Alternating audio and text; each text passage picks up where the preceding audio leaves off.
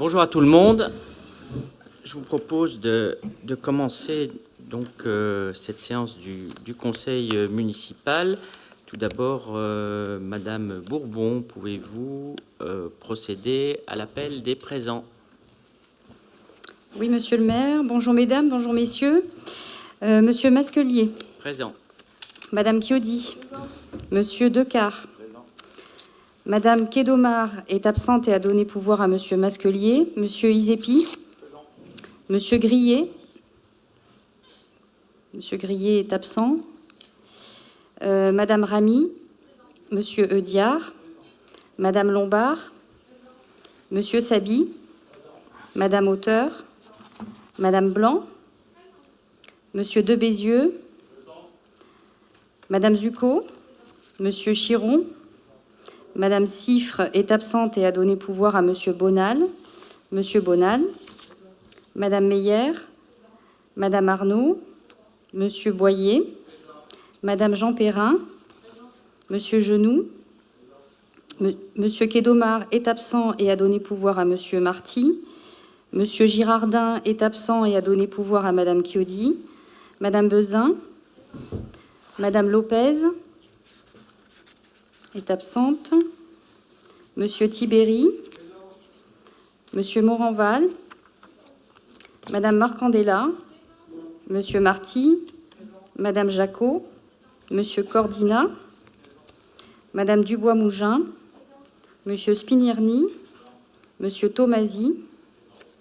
Monsieur Blanc-Villain. Monsieur Jean-Pierre. Madame Oudot. Madame Villemain. Le quorum est atteint. Monsieur le maire, vous pouvez valablement délibérer. Merci beaucoup. Il faut nommer un secrétaire ou une secrétaire de séance, Madame Jacot, si tout le monde est d'accord. C'est parfait, donc vous êtes nommé. Ensuite, je vais inviter le conseil municipal à adopter le procès-verbal de la dernière séance du 12 mai 2022. Y a-t-il des observations? Non, il n'y a pas d'observation, donc il est adopté à l'unanimité. Alors, je vous propose de commencer. On a déposé 3 questions sur table. C'est des demandes de protection fonctionnelle. Donc, par conséquent, nous n'avions pas pu non plus aussi totalement les anticiper. Chacune correspond soit à des propos violents, outrageux, diffamatoires, injurieux tenus pour les réseaux sociaux pour l'une des personnes pour lesquelles il est demandé donc non seulement que des poursuites soient engagées, mais également que la commune assiste le maire dans le cadre de sa défense. La deuxième concerne une agression qui a eu lieu pendant l'élection législative, le premier tour, puisque une dame évoquait une erreur qui serait intervenue sur les professions de foi NUPS, puisque c'était de cette dernière qu'il s'agissait, et est venue agresser dans un bureau de vote Monsieur Tapiero, en tenant également des propos extrêmement orduriers et agressifs. Je vous ferai grâce, bien entendu, de citer à chaque fois les propos, sauf si quelqu'un me le demandait. Et la troisième personne consiste à protéger, cette fois-ci, Madame Auteur et des agents du CCAS pour une personne qui demandait un logement et qui est venue également proférer des menaces et des actes d'intimidation à l'encontre de sa personne, des agents, ou encore, je crois que le maire était également évoqué parmi ces personnes. Donc on est dans une société qui est une société quand même qui doit être civilisée, on est dans une société démocratique, c'est-à-dire que chacun peut s'exprimer librement, de manière contradictoire. Je pense qu'il y a suffisamment d'espace de liberté pour qu'on ne soit pas obligé d'être en dehors des limites qui sont fixées par la loi. Et ce type de comportement dans une société normale ne sont pas sont à poursuivre, et c'est la raison pour laquelle donc on vous demande l'octroi de la protection fonctionnelle. Donc il y a 3 délibérations, on les soumettra les unes après les autres. Y a-t-il des observations? Tout d'abord, des observations générales sur ce sujet. Je vous en remercie. Donc, Monsieur le maire. Oui. Monsieur Grillet est arrivé avant le vote de la première question. Ah, parfait. Donc, la première demande, c'est la protection fonctionnelle pour Monsieur Théo Tapiero suite à l'agression qu'il a subie en plein bureau de vote le 12 juin 2022. Y a-t-il des observations? Aucune. Tout le monde est d'accord pour la protection fonctionnelle, donc c'est adopté à l'unanimité. Je vous en remercie. La deuxième concerne la protection fonctionnelle pour le maire, c'est-à-dire moi-même, pour les propos orduriers, injurieux, diffamatoires et outrageants tenus par une certaine Madame Nathalie Bruno sur les réseaux sociaux. Donc, y a-t-il des observations? Non. Donc, tout le monde... Oui. Monsieur le maire, je suis moi-même victime de cette personne, donc voilà, je sais de quoi elle est capable. Ah ben, nous pourrions vous l'accorder, si vous la demandez, c'est bien volontiers, comme tout élu d'ailleurs qui peut bénéficier de la protection fonctionnelle lorsqu'on on a le droit de ne pas être d'accord et de l'exprimer, et même de forme virulente dans le débat politique, et c'est normal que le débat politique puisse avoir même sa dureté, mais néanmoins, là, on dépasse toutes les limites de l'acceptable pour des propos tenus et en plus diffusés à des tiers, je tiens à le préciser. Là, il s'agit notamment d'un mail qui est diffusé à des vétérinaires, à vous-même d'ailleurs, puisque vous êtes en copie, à la Fondation Brigitte Bardot, à l'Ordre des vétérinaires, au ministère de l'Intérieur, au DDSP, etc.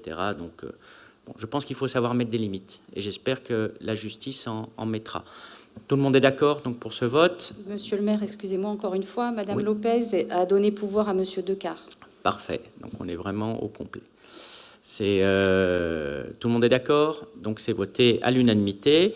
Et la troisième demande concerne, la première c'était Madame Ostinga comme agresseur, et la dernière correspond à un certain Monsieur Latkar Hydra, qui est venu proférer des menaces et actes d'intimidation auprès du CCAS et de ses agents et de sa directrice.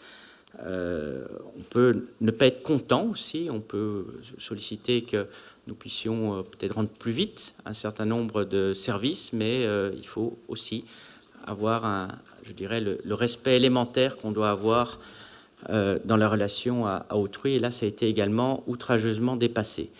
Donc, est-ce qu'il y a des observations? Non, aucune, tout le monde est d'accord, donc c'est adopté à l'unanimité. Je vous en remercie. Je rappelle que chacun des élus en bénéficie. On a des devoirs, puis il faut aussi parfois le dire, les élus ont aussi de temps en temps aussi quelques droits, et je pense que la protection à l'égard de ce type d'intimidation en fait partie. Alors, dans le cadre du déroulement de l'ordre du jour, donc on a une première délibération qui doit être rapportée par Monsieur Marty. Merci Monsieur le maire, bonsoir mes chers collègues. J'avais rappelé lors du dernier conseil municipal du 12 mai 2022 qu'à compter du 1er janvier 2023, la commune de Saint-Raphaël reprendra la pleine disposition du parcours de golf de 18 trous au golf de l'Estérel, et avec la communauté d'agglomération Estérel-Côte d'Azur, celle du parcours de 9 trous dit Golf Academy.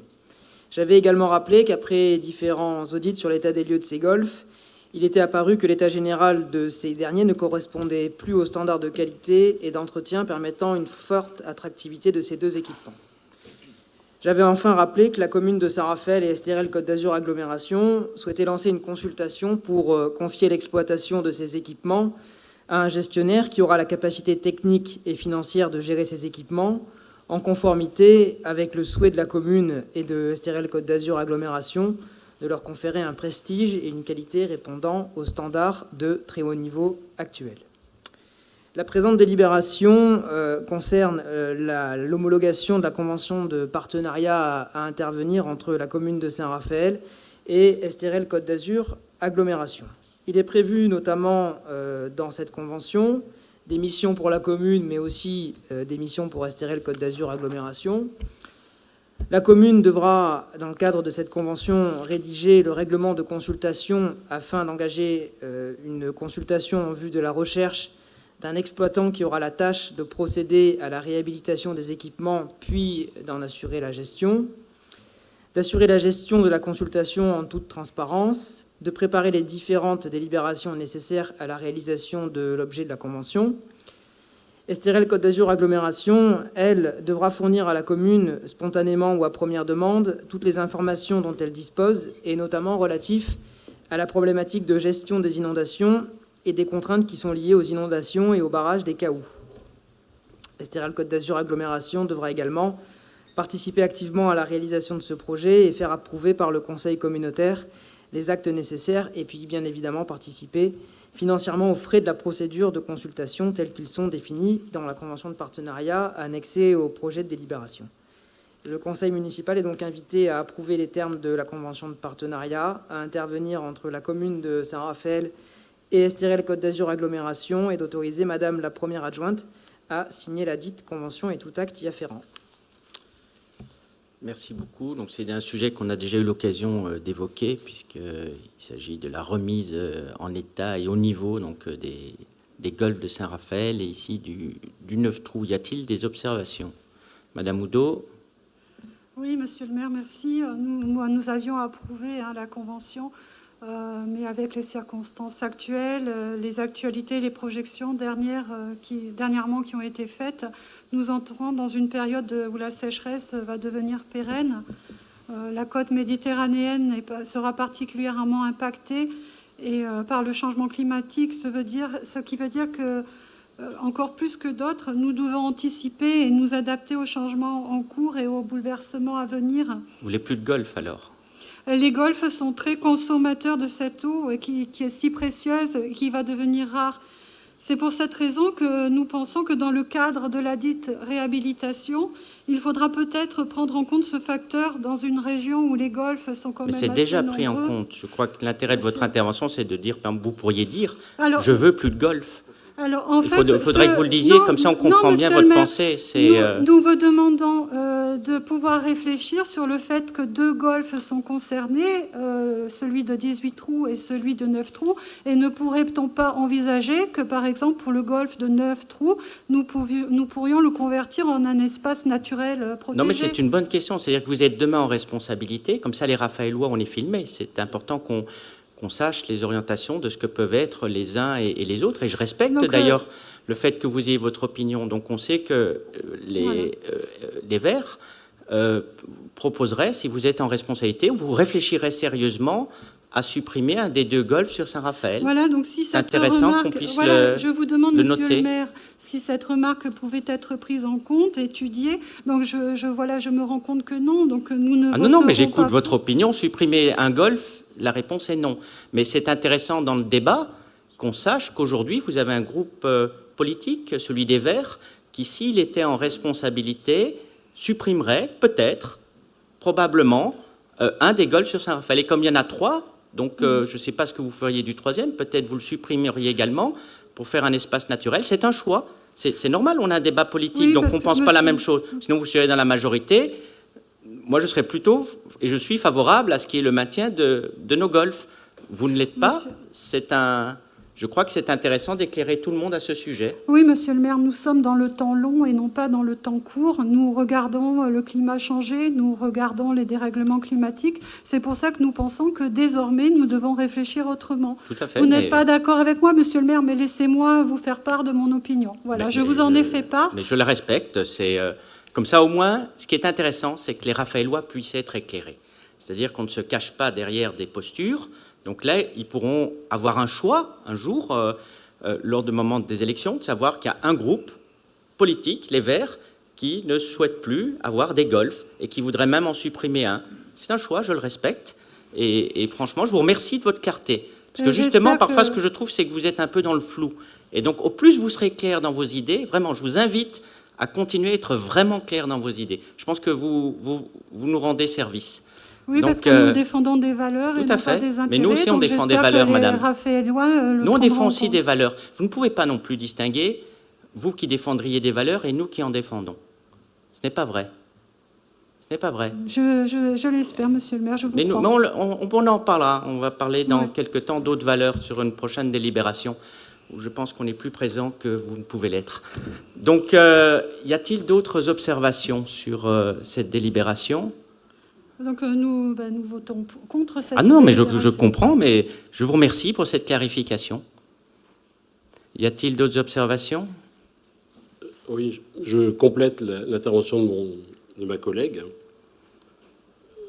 En fait, elle n'a pas dit qu'elle voulait supprimer un golf. Si. Elle a dit simplement qu'elle voulait, et nous voulons, en tant que Ma Ville, Ma Planète, proposer une réflexion qui peut-être serait différente. Peut-être prendrait en compte les aléas climatiques. Peut-être envisagerait que dans quelques temps, effectivement, l'eau qui était jusqu'à présent une ressource infinie deviendrait une ressource finie. Et donc on se pose la question, et on vous invite à vous la poser également. S'il n'y a plus d'eau, on ne sera plus là, Monsieur Tomasi. Alors, c'est là que vous vous trompez. Vous avez un petit livre que je vous ai ramené qui est assez intéressant, qui parle justement qui parle du climat, oui. Tout comprendre ou presque sur le climat. Il vient de paraître aux éditions du CNRS. Ouais, mais... Et il vous explique que ça n'est pas quand on sera plus là, et vous êtes plus jeune que moi, et moi je serai encore là, donc vous le serez également, enfin si tout va bien pour vous. Écoutez, j'espère, ne me souhaitez pas, ou sinon on va faire voter ma protection fonctionnelle. Et donc, non, ça va aller beaucoup plus vite que vous pensez, beaucoup plus vite. Mais monsieur, je ne minore pas voilà. Le réchauffement climatique. Ne me faites pas passer pour ce que je ne suis pas, ou pour ce que je ne dis pas, ou pour ce que nous ne pensons pas. Ah, vous venez de dire qu'on ne serait plus là. Collectivement, oui, s'il n'y a plus d'eau, il n'y a plus d'êtres humains. Donc, j'expliquais juste ce que vous disiez, puisque vous utilisez toujours des superlatifs et des termes qui sont parfois volontairement tout à fait excessifs, mais qui est dans le langage d'un groupe politique, donc c'est tout à fait normal que vous l'utilisiez, mais qui ne correspond pas toujours aux réalités. Tout ça pour, effectivement, vous justifier le régime d'interdiction qui serait celui de la société vers lequel une pensée comme la vôtre nous conduirait. C'est l'enfer vert. Je n'en veux personnellement, ni pour moi, ni pour mes enfants, ni pour mes petits-enfants, ni pour mes arrière-petits-enfants lorsque j'en aurai. À Cannes ou Antibes, il est déjà là, puisque vous savez qu'ils ont des restrictions d'eau depuis que la Cagne est à sec. Mais on respecte les arrêtés, d'ailleurs, en ce qui concerne la sécheresse. On ne gaspille pas d'eau. Vous avez des mesures qui sont prises. On a diversifié les sources depuis plusieurs décennies, d'ailleurs, afin d'avoir la production d'eau. Et le premier respect, parce que j'entends aussi parfois le discours qui est tenu, et dans l'arrière-pays, on le tient, mais avec une contradiction qui est totale. Nous, on investit aussi dans le cadre de la production de nos réseaux, ce qui explique qu'on a des taux de fuite qui soient extrêmement faibles. Moi, j'ai entendu un maire d'une commune, effectivement, qui se plaignait de la sécheresse, mais qui a un taux de fuite de plus de 50%. Est-ce qu'il est sérieux, véritablement, lorsque vous gaspillez 1 litre sur 2? Et ça, on ne vous entend pas. Parce qu'il y a plus de proximité politique, effectivement, avec un certain nombre d'élus que vous allez surprotéger et dont c'est dû à leur mauvaise gestion et à la défaillance de leur gestion qui se retrouvent dans des situations de difficulté, que de pouvoir dire ici, c'est bien, Saint-Raphaël, on a justement veillé à ce que vous ayez une production qui soit totalement sécurisée avec des investissements qui sont importants. Et au contraire, vous devriez vous réjouir qu'ici, on arrive à maîtriser et à réguler aussi ce risque de pénurie. Mais c'est un autre propos. Effectivement, on s'en félicite. C'est bien, on a un bon entretien. Je vous invite à regarder les actions qui sont faites également dans les villes qui sont tenues par les maires écologistes de Poitiers, mais je les regarde, de Besançon, de Lyon, de Bordeaux. Et vous verrez que leur réseau d'eau, il est étroitement surveillé et que les régies vont passer en régie publique, justement pour que ce bien soit bien allez voir bien à Fayence géré. Comment ça marche une régie publique, je vous y invite. À quel endroit? À Fayence, vous n'êtes pas très loin. Dans les pays de Fayence, vous allez voir comment fonctionne une régie publique. Oui, je vous parle des maires écologistes. Ah oui, mais vous allez justement, vous avez toute une parenté, un cousinage qui est déjà très inquiétant. Je les invite à pas aller plus loin d'ailleurs, mais enfin bon, ça c'est pas, j'ai pas à dire ce qui doit se faire ou pas, mais je pense que on peut aussi vous parler des régies publiques qui marchent bien. Hein. Oui, on peut vous en parler. Hein. On va en parler justement avec des marchés publics qui sont passés à côté, parce que là aussi vous avez une hypocrisie qui fait croire aux gens que vous avez une gestion municipale, alors qu'en réalité vous avez toujours une gestion privée. Mais c'est vrai que dans la communication, certains sont très forts. Alors nous étions dans les échanges d'idées, maintenant on est dans les caricatures. C'est dommage. Ah non, mais vous voulez supprimer un golf, on a noté qu'effectivement c'est une proposition, donc on note que vous avez comme proposition ici des Verts de supprimer un golf sur Saint-Raphaël. Donc vous votez contre. Il y a 2 votes contre sur cette délibération. Monsieur Jean-Pierre, vous voulez supprimer le golf? Non, pas du tout. D'accord. Pardon, monsieur le maire, encore une Oui. fois. Madame Lopez est arrivée pour la question 1, Ah. donc après les 3 questions sur Mais elle ne table. veut pas supprimer le golf, Madame Lopez. Donc voilà, elle va rester aussi dans ce sens-là. Je vous remercie et on continue à clarifier, Monsieur Tomasi. Franchement, je n'espère que ça, qu'on continue vraiment. Soyez le plus clair possible chaque fois dans vos pensées. Bien, vous voyez, on partage cette idée. Soyez plus clair aussi. Je peux vous dire que je suis très clair et vous allez encore en être étonné. Donc la deuxième délibération, Monsieur Marty. Oui, merci, monsieur le maire. Dans la convention que le conseil municipal vient d'approuver, il est prévu la désignation d'une commission ad hoc avec une répartition qui est déterminée entre le conseil municipal de la ville de Saint-Raphaël, 4 membres pour le conseil municipal de la commune, et 2 membres désignés au sein du conseil communautaire d'Estérel-Côte d'Azur Agglomération. Cette répartition, elle est fondée sur la proportionnalité des propriétés foncières de chaque partenaire. Et la commission aura pour objet de se prononcer sur le choix du candidat retenu pour réhabiliter et gérer les golfs, conformément aux dispositions du règlement de la consultation de l'appel à candidature qui sera lancé. Pour la commune de Saint-Raphaël, il est proposé de désigner les membres du conseil municipal suivants: Madame Josiane Chiodi, Monsieur Bernard Sabi, moi-même et Monsieur Jimmy Jean-Pierre. Le conseil municipal est donc invité à approuver la constitution de cette commission et de désigner les membres pour y siéger. Comme vous êtes contre, on ne vous a pas proposé d'y participer. Donc, vous votez contre cette délibération, je suppose, en toute logique, puisque vous votez contre la première. Il s'agit d'une mesure d'application de ce qui est proposé. Mais quand vous avez proposé les membres, vous ne saviez pas que nous étions contre. Si, je l'augurais. On commence à vous connaître. Donc 2 votes contre. Y a-t-il d'autres non. Donc c'est adopté, moins les 2 votes contre. Madame Lombard. Oui, merci, monsieur le maire. Cette délibération concerne une mission de conseil sur la requalification urbaine du boulevard Jean Moulin.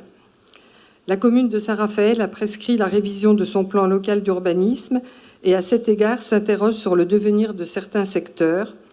La commune a donc sollicité le Conseil d'architecture, d'urbanisme et de l'environnement pour l'accompagner dans sa réflexion sur le devenir du secteur traversé par le boulevard Jean Moulin. Ce boulevard constitue un des actes structurants de la commune qui relie le centre-ville au carrefour Père-Sarade et dessert un tissu économique linéaire de commerce et de services. Ce quartier est aujourd'hui en pleine mutation. Il a souffert d'une urbanisation mal maîtrisée où se côtoient le cimetière, des bâtiments d'activité et de commerce, des habitations individuelles et des collectifs générant des problèmes de fonctionnement urbain importants: circulation, stationnement, paysage urbain, desserte des quartiers riverains. Dans ce contexte, la commune se questionne sur l'évolution à venir de ce quartier, dont le PLU actuel autorise une densification et l'implantation de nouveaux commerces qui risquent d'aggraver ces dysfonctionnements. Le quartier doit donc être étudié tant sur le plan des vocations à maintenir ou à développer que sur le plan de la requalification urbaine et paysagère. La problématique des accès et du trafic routier devra également faire partie intégrante de la réflexion, à la fois sur le boulevard et les voiries secondaires. Pour mener à bien cette étude, le CAUE du Var réalisera un prédiagnostic sommaire du fonctionnement urbain qui portera sur le foncier communal et privé, les déplacements et les stationnements, les fonctions urbaines, le gabarit de la voie et la dureté des abords, le paysage urbain, une projection du scénario d'évolution au fil de l'eau sur le plan local d'urbanisme actuel, une recherche des différents outils de l'urbanisme réglementaire qui s'offrent à la commune pour orienter le développement urbain de ce secteur et que le bureau d'études chargé de la révision du PLU devra adapter aux choix décidés par la commune. Cette mission de conseil, dont la participation financière s'élèvera à 6 000 €, sera formalisée dans une convention dont le projet est annexé à la présente délibération. Sa durée est estimée à 3 mois à compter de la réunion de lancement qui interviendra suite à la signature de la convention. Le conseil municipal est invité à approuver la mission de conseil sur la requalification urbaine du boulevard Jean Moulin, à autoriser monsieur le maire à signer la convention. Merci beaucoup. Oui, c'est un quartier qui nécessite une véritable réflexion, dans la mesure où il est entre plusieurs quartiers, au-dessus du centre-ville. Et ce sont des quartiers sur lesquels il y a eu nombreuses constructions au cours des dernières décennies, un tissu commercial, mais plutôt diffus, et pas de proximité, donc qui nécessite aussi de pouvoir avoir une véritable réflexion, d'où cette demande de mission. Y a-t-il des observations? Madame Oudot. Oui, merci Monsieur le maire. Alors nous sommes favorables à l'intervention du CAUE, d'autant plus que depuis les derniers textes liés au climat et au paysage, le rôle du CAUE dans la transition énergétique et écologique a été renforcé. Nous sommes conscients des problèmes posés en termes de circulation sur ce boulevard et nous sommes soucieux des aménagements qui peuvent être faits autour de ce boulevard. Nous n'avons aucun espace de respiration pour les habitants et ce qui serait intéressant à voir, c'est que alors qu'il y a plusieurs écoles, il n'y a aucun parc pour les habitants. Donc il est fait mention d'un marché en vue de confier la révision du PLU à un bureau d'études. Et nous voulions savoir si nous pouvions avoir plus d'informations et si nous pouvions y participer. Alors, j'aurais une question à vous poser avant, puisqu'on est là pour éclaircir chacun nos pensées pour tout le monde. Comment vous conciliez tout ça? Parce que dans votre programme, vous vouliez plus construire. J'ai repris votre programme sur Internet, vous voyez que je vous lis, je vais jusque-là. Donc, vous évoquez la pénalité sur la loi SRU, vous dites que vous allez négocier ça avec le préfet, très bien, bon courage. Vous seriez les premiers à y arriver, et vous mettez « Nous proposerons », c'est votre programme étiqueté « Europe Écologie Les Verts ». Ma ville, ma planète. Nous proposerons de relancer le programme proactif Raphaëlois afin d'atteindre 15% à 3 ans. Donc on est à 10%, je crois, pour les logements sociaux. Donc vous proposez à 15 en 3 ans et 20% à 5 ans. Donc c'est-à-dire que j'ai regardé un peu ce que ça fait en termes de logement. C'est votre programme, vous êtes d'accord? Oui, monsieur le maire, mais en fait, quand on veut créer des logements, ça ne veut pas dire que nous voulons construire de nouveaux logements. Ah ben non, si vont créer des logements, il faut en construire. Il y a des leviers, il y a par exemple la taxe sur les résidences secondaires. Ah non, mais vous avez... il y a la rénovation de l'ancien. Vous parlez de logements sociaux. Si vous avez une résidence secondaire, je doute que ça se transforme en logement social. Oui, mais ça pourrait peut-être. D'accord, donc vous allez prendre un logement, le prix des loyers, une résidence secondaire bord de mer, mer, je doute qu'elle va se transformer en logement social. À moins qu'il y ait un opérateur qui soit intéressé, mais j'en ai pas encore rencontré. Donc je reprends juste vos chiffres, parce que vous avez été très précise. Pour une fois, vous avez été précise. C'est-à-dire que vous indiquez 15% en 3 ans et 20% à 5 ans, et nous sommes à 10%. Donc 10%, j'ai regardé, ça représente, je crois, 1660 et quelques logements. Je crois que j'ai ma directrice d'urbanisme. Si je dis des bêtises, on peut bien entendu me reprendre sur ce sujet. Donc si on passe en 3 ans, déjà il faut construire, c'est très rapide, vous imaginez, permis de construire, lancer les travaux, les marchés, les entreprises et tout. Donc c'est-à-dire que vous proposez qu'on produise en 3 ans 1125 logements, parce que vous dites toujours qu'on bétonne beaucoup à Saint-Raphaël, on en a produit 265 en 2021, 420 en 2020 et 286. Donc aujourd'hui, on est à 286, 420, 265, pour prendre les 3 dernières années, prendre juste les 3 dernières années. Et vous proposez 1125. Ensuite, vous proposez en 5 ans de faire 2062, ça représentera 2062 logements en plus. Comme c'est des logements sociaux, vous savez que c'est financé à 50% par du privé. Donc, c'est-à-dire que vous avez proposé en 5 ans, sur Saint-Raphaël, c'est votre programme, 4000 logements. 4000 logements. Donc, je voudrais que vous m'expliquiez. D'abord, je vous l'ai déjà demandé lors des premiers conseils municipaux, que vous me dites où. C'est bien, sur les résidences secondaires. C'est qu'on exproprie les gens, où?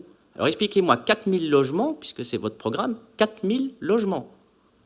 Pour des gens qui se disent, ah ben nous, on est contre les bétonneurs. Je peux vous dire que les promoteurs, ils vont vous adorer. Peut-être sur le golf, vous allez en faire. Donc, 4000 logements, j'aimerais que vous m'expliquiez comment vous faites et comment vous conciliez avec vos objectifs. C'est ça, c'est dans votre programme. On va aussi vous donner des chiffres. Non, mais répondez. S'il vous plaît. Alors, et après, moi, je vous réponds. Mais... Alors, si vous voulez bien, on va finir sur la question sur la délibération, et puis après, on pourra entamer ce débat. Mais je vais vous donner quelques chiffres. Non, mais vous aussi. répondez jamais. Si, je vais vous répondre. Je vais vous faire plaisir. 4000. Quelques chiffres. 48%, c'est la part des résidences secondaires et des logements vacants en 2021, soit 17 000 logements. 1200, c'est le nombre de demandes de logements sociaux non satisfaites à Saint-Raphaël en 2021. Ce qui veut dire que... Pas du tout. Actuellement... Le chiffre est faux, le deuxième. Écoutez, nos sources, elles sont... Je peux vous les donner. Mais elle est inexacte. 16, c'est le nombre de programmes neufs prévus et en cours en 2021, mais inaccessibles aux jeunes familles actifs à bas revenus. C'est-à-dire que les gens qui travaillent à Saint-Raphaël ne peuvent pas se loger à Saint-Raphaël. Donc la question qu'on a posée dans notre programme, c'est comment, et je demande, puisqu'on est filmé à tous les Raphaélois, évidemment, comment est-ce que les 30 et quelques mille électeurs de Saint-Raphaël peuvent vivre, travailler et se loger à Saint-Raphaël? Elle est là la question. Mais vous ne voulez pas construire, vous proposez 4000 logements, et je comprends que c'est des logements sociaux. Il y a une partie de logements sociaux. Moi-même, j'essaye aussi d'en construire. Alors, parce qu'il faut des logements proactifs. Vous m'avez demandé de répondre. Je termine. Mais précisément, les 4000... Madame Lombard a organisé une conférence remarquable avec le CAUE. Et les conclusions de cette conférence, auxquelles on a participé, je crois qu'on n'était que 3 du conseil municipal y participaient tout au long. Les conclusions de ces remarquables journées, c'était qu'il fallait bâtir sur l'existant et bâtir sur la ville existante. C'est-à-dire plus de friches, essayer de réutiliser les friches, et effectivement de transformer les résidences secondaires qui peuvent l'être. Où ça ? Donc les 4000 logements. Le grand projet... Actuellement, vous avez sur le PLU 300 logements à construire par an. Le grand projet qui est à l'entrée du centre-ville de Vinci, c'est 200 logements. C'est ça, Madame Lombard? Donc c'est 20 fois ça, 20 fois ce que vous voyez à l'entrée de la ville. Non, sur 5 ans. 20 fois ça, vous proposez, c'est votre programme, 20 fois ça sur 5 ans. Donc, où le faites-vous et comment le faites-vous? Vous voulez un débat transparent et clair? Ben, allons-y. Je crois ce qui est important, c'est de discuter sur l'historique aussi. C'est-à-dire, pourquoi on en est là? Pourquoi vous payez 2000... c'est votre programme, c'est l'avenir. C'est l'avenir, votre programme. Je m'adresse encore aux Raphaélois. Pourquoi est-ce qu'on paye 2,8 millions d'amende annuellement? Parce qu'on a un État dogmatique, effectivement, qui veut sanctionner des communes qui sont censées être, aux yeux de certains qui partagent vos idées, effectivement, qui sont considérés comme des riches, ce qui n'est pas le cas de la ville de Saint-Raphaël, et où on a une pénalité totalement injuste, alors que nous produisons, et nous le démontrons d'ailleurs, un certain nombre de logements sociaux également chaque année, parce qu'il n'y a jamais eu une politique antisociale à Saint-Raphaël. Moi, je souhaite juste que par rapport à un engagement que vous prenez, quand vous faites un programme, je suppose que c'est sérieusement vis-à-vis des Raphaélois. Donc, puisqu'ils nous regardent, je voudrais que vous m'expliquiez en 5 ans, je dis bien en 5 ans, où et comment vous faites 4000 logements. Et comment vous faites pour n'être qu'à 10% depuis des années? Mais monsieur, comment faites-vous pour être qu'à 10% depuis des années? On peut remonter 30 ans en arrière. Je suis en responsabilité depuis 2017 2015, et je suis élu depuis 2014. Donc, j'assume totalement ma responsabilité d'élu sur les 8 dernières années. Donc, je vous parle simplement, puisqu'on parle de l'avenir et c'est votre programme, on ne parle pas du passé, c'est un programme. 3500 hectares urbanisés. Mais on en reparlera tout à l'heure. En 2021. Combien? 3500 hectares. Non, monsieur, vous vous trompez. Nous sommes la ville de l'agglomération qui a de très très loin, le moins construit au cours des dernières années. Je vais donner quelques chiffres, puisque vos interpellations, si je n'en partage évidemment rien sur le fond, m'interpellent quand même, parce qu'à force de répéter des contre-vérités, les Raphaélois pourraient penser que celles-ci sont des vérités. Je vais vous donner des chiffres de consommation de l'espace entre 2010 et 2020, pour que ce soit un petit peu exact, sur les 5 communes de l'agglomération. Bon. Les Adrets de l'Estérel ont consommé 11 hectares, Fréjus 66 hectares, Puget-sur-Argence 32 hectares, Roquebrune 83 hectares et Saint-Raphaël 30 hectares. Hormis les Adrets, nous sommes la ville qui a consommé le moins de surface pour construire, et de très loin. Et si vous prenez notre communauté d'agglomération, en mettre en parallèle avec 2 communautés qui ont davantage votre tendresse pour des raisons politiques, la Dracénie Provence-Verdon a consommé pendant cette même période 536 hectares. Les pays de faïence, nous, on en a consommé 199, en étant le littoral, et on est une densité plus importante. Le SCOT du pays de faïence, c'est 191 hectares de consommés, autant que nous. Donc, c'est-à-dire que c'est facile d'aller asséner des contre-vérités en permanence pour aller faire croire qu'on est des bétonneurs, alors que votre programme prévoit une bétonisation comme Saint-Raphaël n'en a jamais connue. Vous prenez, pour le coup, Lorrain, Ginesta, Masquelier, vous n'en arriveriez jamais à autant. Parce que c'est ça que vous proposez, 4000 logements. Le retard est tel qu'effectivement, il y a beaucoup à créer. Le retard est immense. Et oui, comment ? Les 2,8 millions par an, s'ils étaient investis, effectivement, permettraient aux jeunes Raphaëlois de se loger. Et comment 4000 logements ? Donner des adresses, donner des quartiers ? Est-ce que vous voulez faire dans quel quartier, où et comment ? Donc, c'est-à-dire que vous voulez qu'on produise et qu'on construise plus de logements, vous venez de le dire d'ailleurs. Ce qui serait intéressant. Mais vous venez de dire qu'il faut construire davantage, puisque vous avez dit qu'il faut loger des actifs, donc il faut construire. Non, donc, c'est-à-dire que vous nous dites qu'il faut construire, et en même temps... Non, c'est pas ce qu'a dit le CAE. Non, c'est pas ce qu'on dit. Non, mais c'est ce que vous dites. Si les loyers étaient abordables à Saint-Raphaël, peut-être vous auriez moins de demandes de logements sociaux. C'est deux questions différentes, en fait, Madame Oudot. C'est deux questions différentes. Nous, on parle de la question de construire. On ne parle pas de la question de l'accessibilité à la propriété. À de nouvelles constructions. Je le répète, nous ne sommes pas favorables. Alors pourquoi vous mettez dans votre programme qu'il faut faire 4000 logements ? Vous trompez les Raphaëlois ? Les faire, c'est aussi peut-être rénover de l'ancien. Les faire, c'est 4000 en 5 ans ? Vous parlez de 4000 logements produits. Vous parlez de la loi SRU. Excusez-moi d'être insistant, mais le débat est important. Vous parlez... Je me permets de le relire. Quand on parle d'un pourcentage de logements sociaux, c'est un pourcentage par rapport à des résidences principales, pour ceux qui ne savent pas comment cela fonctionne, et je m'adresse évidemment aux Raphaëlois. C'est-à-dire que pour rattraper le retard, et c'est ce que vous mettez, c'est votre choix, mais vous avez le droit d'avoir ce choix. Vous nous dites que vous atteignez en 3 ans, vous passez à 15%, on passe de 10 à 15, et vous dites que vous passez à 20% en 5 ans.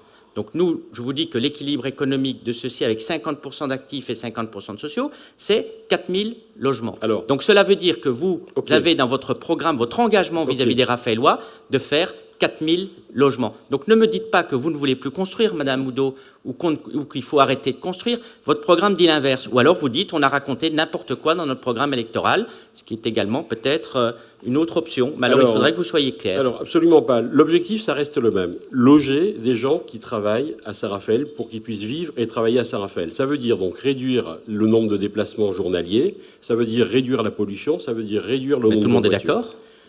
Tout le monde est d'accord, sauf que actuellement, donc le plan local de l'habitat 2018-2023 signé par les maires de l'agglomération est conscient du manque chronique de logements sociaux. Selon ce programme, Saint-Raphaël doit fournir 300 logements par an. Donc 300 fois 5, on est quand même à un chiffre qui est plutôt proche du nôtre. Donc vous voulez, plutôt proche du nôtre. Pour vous, vous considérez qu'il faut absolument atteindre l'objectif qui est fixé de manière dogmatique par l'État, c'est-à-dire ce chiffre de 20%. Non, ça c'est le plan local de l'habitat. C'est pas le plan, c'est pas l'État, c'est le plan local. Oui, mais qui correspond aux chiffres donnés par l'État, signé par les maires de l'agglomération, donc par vous. Non, moi j'ai fait baisser le nombre de logements parce que justement c'était pas atteignable. Et on n'a jamais aussi peu également construit et cadré les choses que depuis ces dernières années, que ce soit dans le PLU, que ce soit dans la consultation des conseils de quartier et autres. Mais le vrai sujet, vous le dites vous-même, vous dites on a besoin de logements, je l'entends bien. Donc, mais ne me dites pas qu'il y a de la bétonisation qui se fait alors que vous proposez 4000 logements en 5 ans. Voilà, c'est ça. Que vous soyez dans une contradiction totale, je l'entends bien. Vous n'avez pas entendu jusqu'au bout ce que disait ma collègue. Ah bah si. Elle a dit qu'elle ne voulait plus qu'on construise. Alors vous savez, on note tout ici. Oui, on peut mobiliser ce foncier pour proposer des logements à tous. Où ça ? C'est l'objet d'organismes comme Logivar et Stérel, mais où ? Utilisant l'intermédiation locative. C'est-à-dire que... Dans quel quartier ? Un certain nombre... Ça ne veut pas dire qu'on doit construire, ça veut dire qu'on peut... Vous voulez 1000 logements à Vallescure, par exemple, sur le golf. Vous voulez plus de golf, vous voulez... Donc qu'est-ce que vous voulez ? Par exemple, qu'on construise 600 logements sur le golf, ou 1000 logements. On est encore dans la caricature. Mais non, c'est une proposition, c'est un terrain disponible. Ce que je vous propose, c'est d'ouvrir un débat, un vrai débat. On l'ouvre ? Non, mais un débat préparé au conseil municipal où on échangera effectivement nos arguments. Mais il est préparé, puisque chiffre contre chiffre. Puisque c'est votre programme. Chiffre contre chiffre. Actuellement, Donc c'est-à-dire que vous ne préparez pas vos programmes non plus. Actuellement, vous avez ces chiffres qui sont diffusés par l'État, justement, on va en parler après, lorsqu'on va parler de l'artificialisation. Ah, largement. Alors là, on va encore en parler. Je suis sûr que vous êtes pour tout ce qui nous sera proposé aussi. Je crois qu'il est faux de dire qu'on est obligé de bétonner, de détruire notre patrimoine architectural et naturel, car il faut construire du logement social. Parce qu'on voit que tous les programmes actuels qui bétonnent, qui détruisent, qui enlèvent des arbres, qui enlèvent des vieilles demeures. La Villa Alcyon est assez significative. Hein. Mais monsieur, vous prenez un cas. Intéressant quand même. Un cas, peut-être. Un cas pour en faire une généralité. Alors ça, je sais que pendant des années, ce cas va ressortir. Casa d'Al Serra, deuxième cas. Vous prenez... Val-Escure, qui a été déclassé, troisième cas. Vous savez exactement le nombre de permis de construire qui sont accordés pour des collectifs? Oui, on les a là. Allez-y. C'est-à-dire qu'il faut savoir aussi combien il y a de logements à Saint-Raphaël. Il y en a 36 000 36 000 des logements sur Saint-Raphaël? D'accord, très bien. 36 000. Chaque année, en nombre de logements, je vous donne les logements collectifs qui sont accordés sur les 4 dernières années. Vous voyez, j'assume totalement la période. 2017, 361 sur 36 000. Ça fait 1%. OK? Non. 2010, si. Parlez 1%. Combien de logements sociaux? 1% de logements construits en plus sur cette année. 340 en 2018, 286 en 2019. Moins de 1%. 2020, 420, 2021, 265, moins de 1%. Je vous ai donné les chiffres de la consommation de l'espace. Vous avez vu que c'est à Saint-Raphaël qu'on a le moins construit dans toute l'agglomération. Vous avez vu que dans notre agglomération, on construit moins que dans les autres agglomérations. Vous avez également vu que dans la ville, que ce soit le PLU qui a été voté en 2018 et qui sera renforcé d'ailleurs dans le PLU qui est en cours de préparation, nous avons des mesures qui sont restrictives. Vous avez vu que les conseils de quartier, et vous le savez pertinemment bien, sont consultés, et ça n'existe dans aucune autre ville, où les conseils de quartier... aucune. Aucune. Où ils peuvent s'autosaisir. Ça, c'est une énormité. Mais si, non, pas du tout. Non, ça, c'est une énormité. Pas du tout. Je ne vous parle pas de... Ça, c'est une énormité, les conseils de quartier. Mais monsieur, je ne vous ai pas dit que les conseils de quartier n'existaient dans aucune autre ville. Je vous explique que les conseils de quartier peuvent s'autosaisir de n'importe quelle question, donc y compris d'un permis qui soit isolé, et que n'importe quel citoyen peut faire partie de nos conseils de quartier. Donc je ne vois pas comment est-ce qu'on peut faire de manière plus ouverte une consultation citoyenne sur les questions d'urbanisme. Chaque membre du conseil de quartier peut également se rendre librement dans le service de l'urbanisme pour demander les conseils qu'il le souhaite. Nous avons également un architecte conseil d'urbanisme qui est consulté préalablement avant le dépôt des permis de construire. Donc nous avons également une orientation où nous allons vers moins de construction, puisque c'est souhaité, encore une meilleure maîtrise de notre urbanisme dans le cadre du prochain PLU. Donc vous ne pouvez pas tenir ce discours de dire que Saint-Raphaël, vous avez une volonté politique de bétonner et d'être favorable à la promotion immobilière. Ce n'est pas vrai. Sur 390 logements en 2017, il y en a eu 59 de sociaux. Sur 362 logements en 2018, il y en a eu 89 pour les logements sociaux. En 2019, sur 291 logements construits, donc on parle bien de bétonisation, il y en a eu 51 seulement pour les logements sociaux. C'est quoi de la bétonisation? C'est mettre du béton? En 2021, 362, donc 86 logements sociaux. Voilà les chiffres. Mais c'est quoi la bétonisation? Voilà les chiffres. C'est quoi la bétonisation? C'est l'artificialisation des sols. Ah, mais ça, on en reparlera juste après, l'artificialisation des sols. Je pense que c'est très intéressant aussi de pouvoir parler. Je vous ai donné les chiffres, et les chiffres, on est la commune où vous avez l'artificialisation des sols la plus faible de toute l'agglomération, et nous sommes une agglomération qui a une consommation des sols largement inférieure aussi aux autres. Ça, c'est la réalité des choses.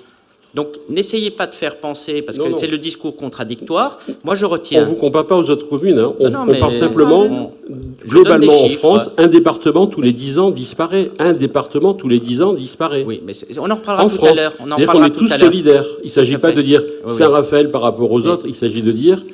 Globalement, sauf que la loi s'applique de la même façon à tout le monde. Effectivement, on va être sanctionné, par exemple, pour les abus qui ont pu être posés dans certains départements. Contrairement à vous, je ne suis pas hyper centralisateur parce que c'est également une différence entre nous. Tout doit être vu de manière uniforme, tout le monde sur la même toise à Paris. Moi, je suis beaucoup plus décentralisateur. Encore une caricature. Non, mais c'est votre fond politique. Encore une caricature. Il faut l'assumer. Encore Il faut une l'assumer. caricature. C'est votre ADN politique. Non. Assumez-le, évidemment. C'est une caricature. regardez M. Mélenchon et les NUPS qui Les est proposé. caricatures, C'est arrêtez pas de la les idées. caricature, c'est la réalité des choses. C'est Les la car- réalité des choses. C'est la différence qu'on peut avoir. Et moi, je l'assume. Les caricatures arrêtent les idées. Je- Alors, moi, je veux bien qu'on débatte, J'assume. mais arrêtez avec les caricatures. J'assume. Discutons réellement. Ben, nous Monsieur venons de le le maire, faire. Levons un débat, et merci de l'avoir fait. Voilà, Monsieur le tout à maire, fait. je voulais revenir sur les conseils de quartier, puisque moi, mon adhésion a été refusée parce Pas du que tout. j'appartenais. Si, Ah. j'ai été convoquée et on m'a dit que dans la mesure où j'appartenais à une liste Oui. d'opposition. Mais ça a été Ma changé, vous le candidature- savez très bien, Oui, Madame mais Oudot. pourquoi ça a Mais- été changé? Parce mais que nous pourquoi sommes ça a été changé intervenus, parce que ce n'était Madame Oudot, vous savez Voilà. très bien qu'il Donc faut... les conseils de quartier, je veux bien, mais je Non. n'en fais pas partie. Non, non, et bah, j'en suis désolée. vous savez juste qu'il faut un tout petit peu d'honnêteté intellectuelle. Dans un premier temps, nous avions refusé votre adhésion, effectivement, parce que vous pouvez vous exprimer dans un conseil municipal, et j'ai considéré que les citoyens avaient le droit de ne pas devoir subir des engagements politisés dans un organe qui ne l'était pas, et qu'on parlait du quartier et qu'il n'y avait pas besoin d'avoir des postures idéologiques dans les conseils du quartier. Donc j'ai souhaité qu'un élu, quel qu'il soit, d'ailleurs, nous... Monsieur Jean-Pierre, si demain vous postulez, on aurait souhaité que vous n'y soyez pas, mais on nous a dit que c'était pas possible, et vous savez très bien que vous pouvez y adhérer, puisqu'on a modifié la charte des conseils de quartier dans ce même conseil municipal, et vous l'avez voté. À notre Donc, demande. mais vous l'avez voté, donc ne venez pas dire que vous pouvez pas aller dans les conseils de quartier alors que ça a été modifié. Mais c'est bien parce que ça montre un peu la sincérité du discours, puisque quand on veut dire on est plus franc, plus honnête et qu'on est toujours dans la vérité, on peut constater que vous êtes capable, comme tout le monde, parfois, Non, d'un ce peu déraper. que voulait dire Nathalie Oudot, c'est qu'en fait, c'était prévu comme ça, et sur notre intervention Ah ouais, auprès du préfet, Il y a ça toujours a une été excuse. modifié. Il y a toujours une excuse. Bon, je pense que Merci. les Raphaëlois sont déjà Merci au éclairés préfet. sur nos différences. Ah ben oui, les préfets, vous les aimez bien, puisque vous êtes hyper centralisateurs, effectivement. Non, parce qu'on Donc- croit au pouvoir de l'État. Oui, oui, voilà, on a encore des différences, mais Et- merci beaucoup et de les le dernier exprimer exemple, aussi clairement. c'est la protection de la Méditerranée qui vous a... Tout à fait. Avec le jet ski, monsieur le maire. Tout le monde sur la même toise. Donc, y a-t-il d'autres observations sur ce sujet qui portait sur la convention d'accompagnement pour la requalification du boulevard Jean Moulin? Bon, moi, je pense aux habitants du quartier quand même, puisque l'objet était évidemment de pouvoir penser à une reconfiguration de ce quartier. Qui vote contre? Vous abstenez, donc on dira également qu'il y a une abstention pour le quartier de Jean Moulin. Merci beaucoup. Donc 2 abstentions. Madame Lombard, poursuivez. Alors, cette délibération concerne l'acquisition d'un terrain au lieu-dit Val-Escure sur la parcelle AM 758. L'établissement public foncier, l'EPF PACA, procède pour le compte de la commune à des acquisitions foncières permettant de constituer les terrains d'assiette des futures opérations de logements locatifs sociaux. Voilà, un beau terrain qui sera pour du logement locatif social. La commune de Saint-Raphaël a sollicité l'EPF PACA pour acquérir le terrain à bâtir au lieu-dit Val-Escure d'une superficie d'environ 5050 mètres carrés. L'EPF PACA a procédé à la préemption de ce terrain aux fins de constitution d'une réserve foncière au prix de 510 000 €. Le terrain doit être rétrocédé à la commune avant la fin de l'année. Le conseil municipal est donc invité à approuver dans le cadre de la gestion du patrimoine communal l'acquisition de cette parcelle et autoriser monsieur le maire ou madame la première adjointe à signer l'acte notarié de vente y afférent, ainsi que tout acte ou document nécessaire à cette procédure. Merci beaucoup. Y a-t-il des observations? Oui, Ah. il y a des observations pour les mêmes raisons qu'évoquées précédemment. Ce programme concerne également le stade de rugby. C'est une réserve foncière, donc pour l'instant, ça porte bien son nom d'ailleurs. C'est un emplacement qui est réservé. Donc nous acquérons chaque année du foncier, et ça c'est important, puisqu'on nous parle toujours ce qui est dépensé ou vendu, mais il y a également une acquisition. Donc on a une véritable stratégie foncière dans ce quartier, ou encore rue de Verdun, rue de la Marne, ou dans le quartier des Aranes, pour justement pouvoir prévoir des ensembles cohérents, où il fera bon de vivre, où on n'entasse pas les gens aussi uniquement parce qu'on doit produire du logement. C'est pour ça que 4 000 en 5 ans, on ne peut pas le faire sérieusement. Est-ce que...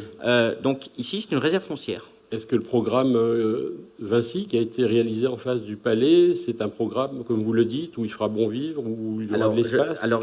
Je l'espère, c'est la CGT, construit. les cheminots, vous voyez, des gens qui vous sont proches, qui étaient les vendeurs du terrain. Et si on a eu d'ailleurs une densification aussi importante, parce que vous avez la CGT, les cheminots... Vous n'allez pas nous reparler de communisme, quand même. Ben vous n'en êtes pas très loin, excusez-moi, moi je vois pas la différence.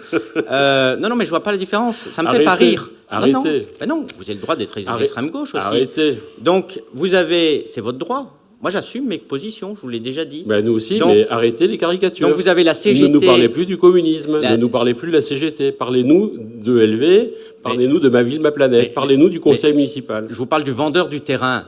Donc, c'est pas pour... Vous avez les cheminots, où on vous vend un terrain pour une somme de près de 10 millions d'euros. Donc, il est certain que quand vous avez des œuvres sociales, des cheminots...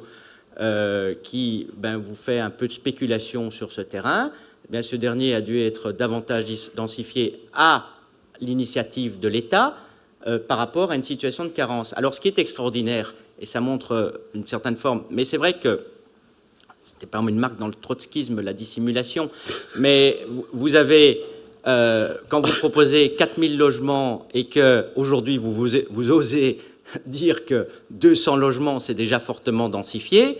Alors vos 4000 logements, je ne sais pas comment vous appellerez ça. On n'a rien dit. Hein. Je vous ai simplement posé une question. Je vous ai répondu. Donc, est-ce que si le stade de rugby est concerné, s'il doit être déplacé, et s'il fait partie effectivement d'un plan, on n'a pas suffisamment d'informations aujourd'hui pour se prononcer.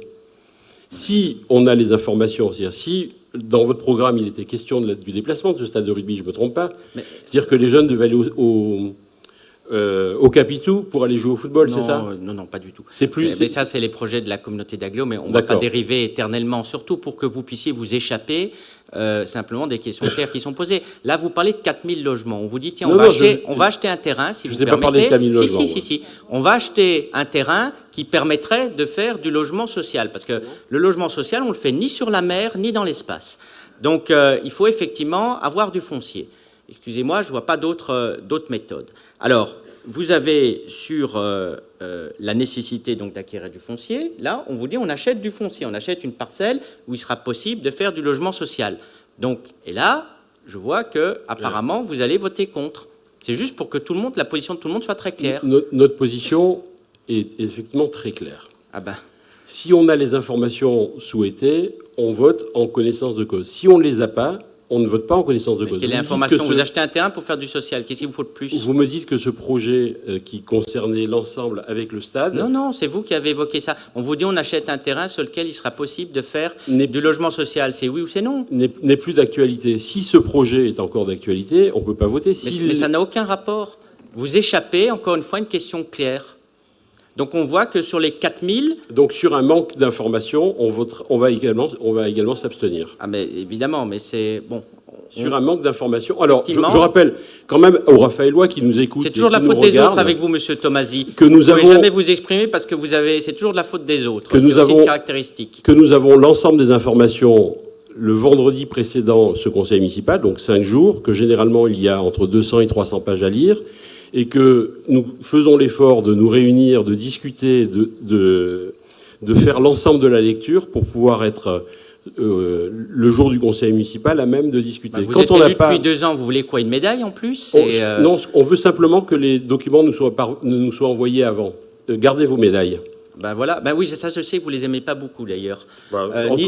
Ni les commémorations patriotiques. C'est effectivement, vous avez une allergie aux médailles. Ça, on le sait. Encore une caricature. Non, pas du tout. Encore une caricature. Vous êtes venu combien de fois aux commémorations patriotiques? Écoutez, moi je vais dans les stérelles, vous êtes responsable. Combien de fois vous êtes venu aux commémorations patriotiques? Combien de fois, monsieur Thomas? C'est simple. Combien de fois vous êtes venu? Eh bien, question contre question. Vous êtes responsable du grand site de l'Estérel. Combien de fois vous êtes allé dans l'Estérel cette année? Monsieur, je suis allé... Question contre question. Mais j'y suis allé. Voilà. Merci. Non seulement à titre privé, je me rends dans l'Estérel, et à titre officiel, avec le SIPME, j'ai eu l'occasion également de faire le tour de l'Estérel. Et étant également Valescurois agathonien, je peux vous dire que l'Estérel, je le fréquente également, et ma vie privée ne vous concerne pas. Mais par contre, vous, c'est pas une vie privée, c'est-à-dire que les commémorations patriotiques, vous n'y allez jamais. Jamais. C'est pas vrai. Jamais, monsieur Tomasi. Est-ce que quelqu'un d'entre vous a déjà vu monsieur Tomasi? Oui, Si une fois absolument. vous vous cachez derrière la foule parce que vous ne vouliez pas être avec les élus, ça fait partie aussi de vos contradictions. Absolument. De ne pas assumer, encore une fois, ce que vous êtes, c'est Ah, une donc vous m'avez duplicité vu. permanente. Donc vous C'est, êtes... Vous, ah oui, vous- une fois. Vous Une fois. contredisez. Une fois. Il y a le 14 juillet bientôt. Vous Aucun pouvez venir rapport d'ailleurs. avec la délibération. Mais oui, tout à fait. C'est vrai que Aucun rapport. c'est une vision qu'on peut avoir de la France, les uns et les autres. Mais chaque fois que vous êtes en difficulté, vous nous renvoyez à ça. Ah non, Alors, pas du tout, on c'est parlera un du fait. communisme tout à l'heure, hein, C'est un peut-être. fait, tout à Allez. fait. Voilà, on marque qu'il y a des différences aussi. Les Verts ne vont pas aux commémorations patriotiques, nous allons aux commémorations patriotiques. Voilà, ça c'est une différence aussi que nous avons. Une de plus. Alors, délibération, il faut voter, donc vous votez contre, j'ai cru comprendre. C'est ça, vous votez contre? On s'abstient. Vous vous abstenez. Faute 2 abstentions, je d'information. vous en remercie. Donc, délibération suivante, monsieur Decart. Monsieur le maire, mes chers collègues, bonjour. Sur cette délibération, il est question d'approuver les modalités de commercialisation du catalogue concernant l'exposition Exode. Comme vous le savez, c'est le parcours le plus important d'Europe d'art contemporain. 87 artistes, 15 nationalités, 8 lieux et plus de 400 œuvres qui vous est proposé depuis le 1er juillet et que vous pouvez parcourir à travers ces 8 lieux et ces espaces publics sur les œuvres que nous avons exposées sur le Jardin Bonaparte. Vous êtes donc invité à approuver les modalités de commercialisation sur un catalogue qui retrace l'ensemble de cette exposition et qui met en avant les œuvres présentes sur cette exposition, à savoir que le tarif est de 35 € et de 30 € si vous êtes accompagné d'une visite, et à savoir que le ticket est valable pendant une semaine pour parcourir l'ensemble de cette exposition.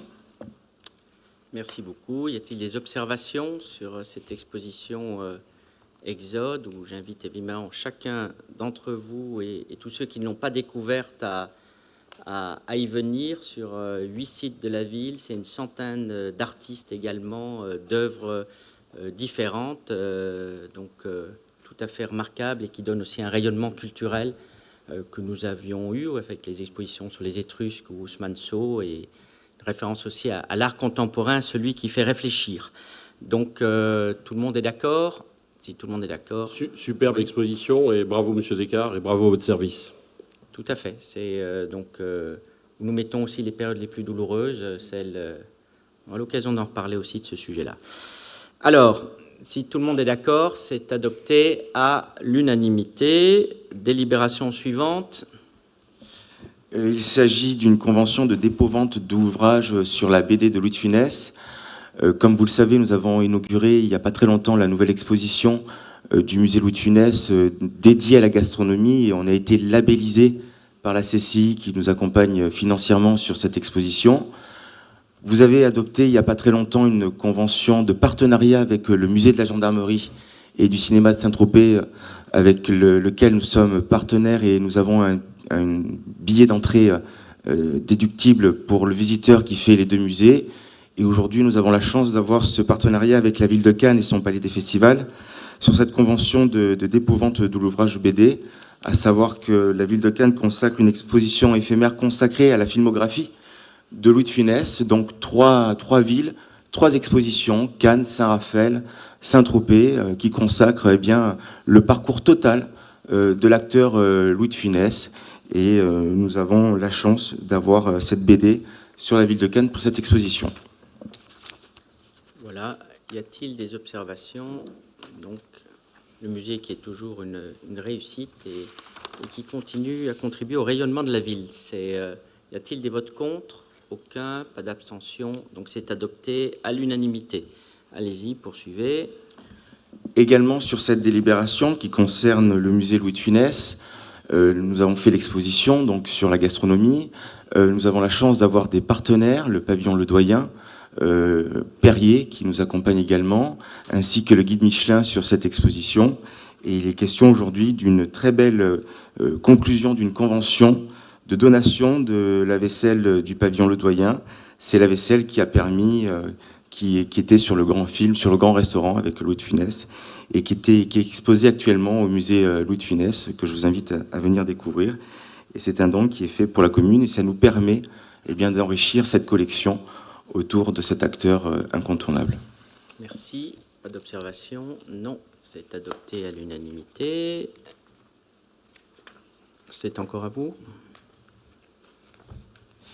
Et pour terminer, me concernant, c'est sur le partenariat avec la Cinémathèque française et le musée Louis de Funès. C'est pour une convention. Chaque prêt, nous devons passer une convention et une délibération en conseil municipal.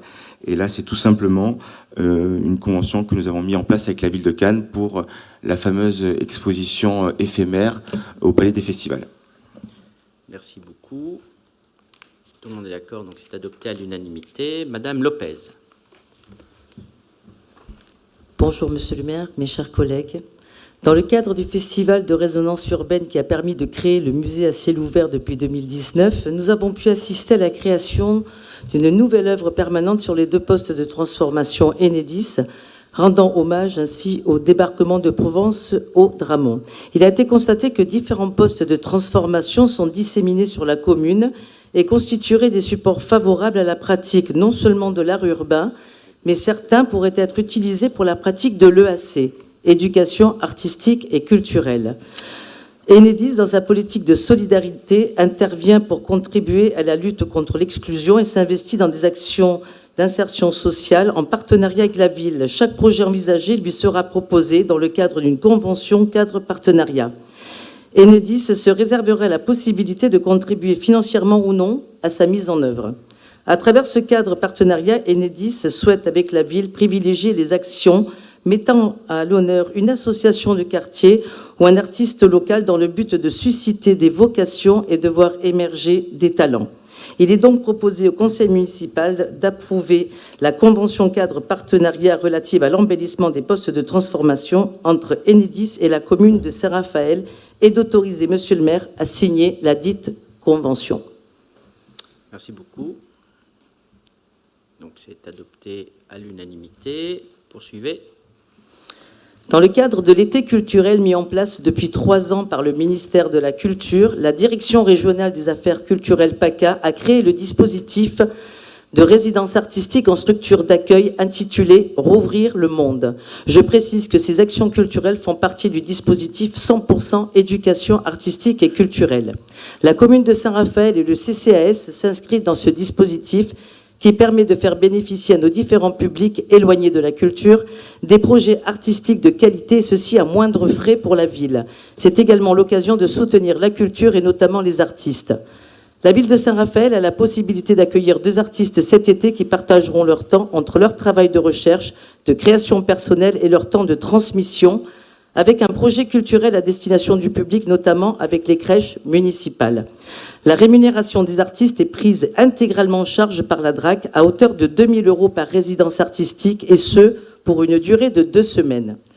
La ville de Saint-Raphaël, en tant qu'organisateur, prend en charge les repas et la mise à disposition de l'atelier Floclé. Il est donc proposé au conseil municipal d'approuver l'organisation de résidences artistiques ainsi que la convention cadre fixant les engagements et d'autoriser monsieur le maire ou l'adjoint délégué à la culture à signer la dite convention. Je vous en remercie. Pas d'observation? Non, c'est adopté à l'unanimité. Monsieur de Bézieux. Monsieur le maire, chers collègues, par délibération du 29 juillet 2021, le conseil municipal a approuvé l'adhésion de la commune de Saint-Raphaël à la fondation Route de la Libération de l'Europe, ainsi qu'un accord de coopération. Il est aujourd'hui proposé un avenant au dit accord. À cette fin, l'avenant à l'accord de coopération joint en annexe vise à développer un outil numérique nécessaire dans le cadre du projet d'un chemin de mémoire sur la commune de Saint-Raphaël, qui regroupera dans un premier temps 10 lieux de mémoire, et ce dispositif devra pouvoir être complété ultérieurement par d'autres lieux signalant d'autres points d'intérêt. Le Conseil donc a invité à approuver les termes de l'avenant, autoriser monsieur le maire à signer le dit avenant. J'en profite, si vous permettez, monsieur le maire, pour remercier le très beau travail de monsieur Alain Dubreuil, qui est directeur de projet. Je le félicite pour son implication et la qualité de ce travail dans le cadre de ce projet. Tout à fait. Vous avez parlé de valeur tout à l'heure, Madame Oudot. Voilà une belle question. Vous êtes favorable ou pas à ces projets et puis, pourquoi vous ne venez pas aux commémorations patriotiques? Ça, c'est une question de valeur. Ce serait intéressant que les Raphaélois le sachent. Ça peut être un choix, vous pouvez dire ça ne m'intéresse pas, mais au moins que tout le monde soit éclairé sur cette question. Monsieur le maire, je ne vais pas faire de commentaires. Quand je peux venir, je viens. Quand je ne peux pas, je m'excuse. Je sais, mais vous êtes venu 2 fois. Depuis Peut-être deux fois en 2 Monsieur ans. le maire, mais peut-être que je me suis un peu décalée parce que forcément, peut-être que je ne me sens pas forcément si bien que ça parmi les élus qui nous méprisent et qui nous mettent de côté, monsieur le maire. Madame, en revanche, je peux vous assurer...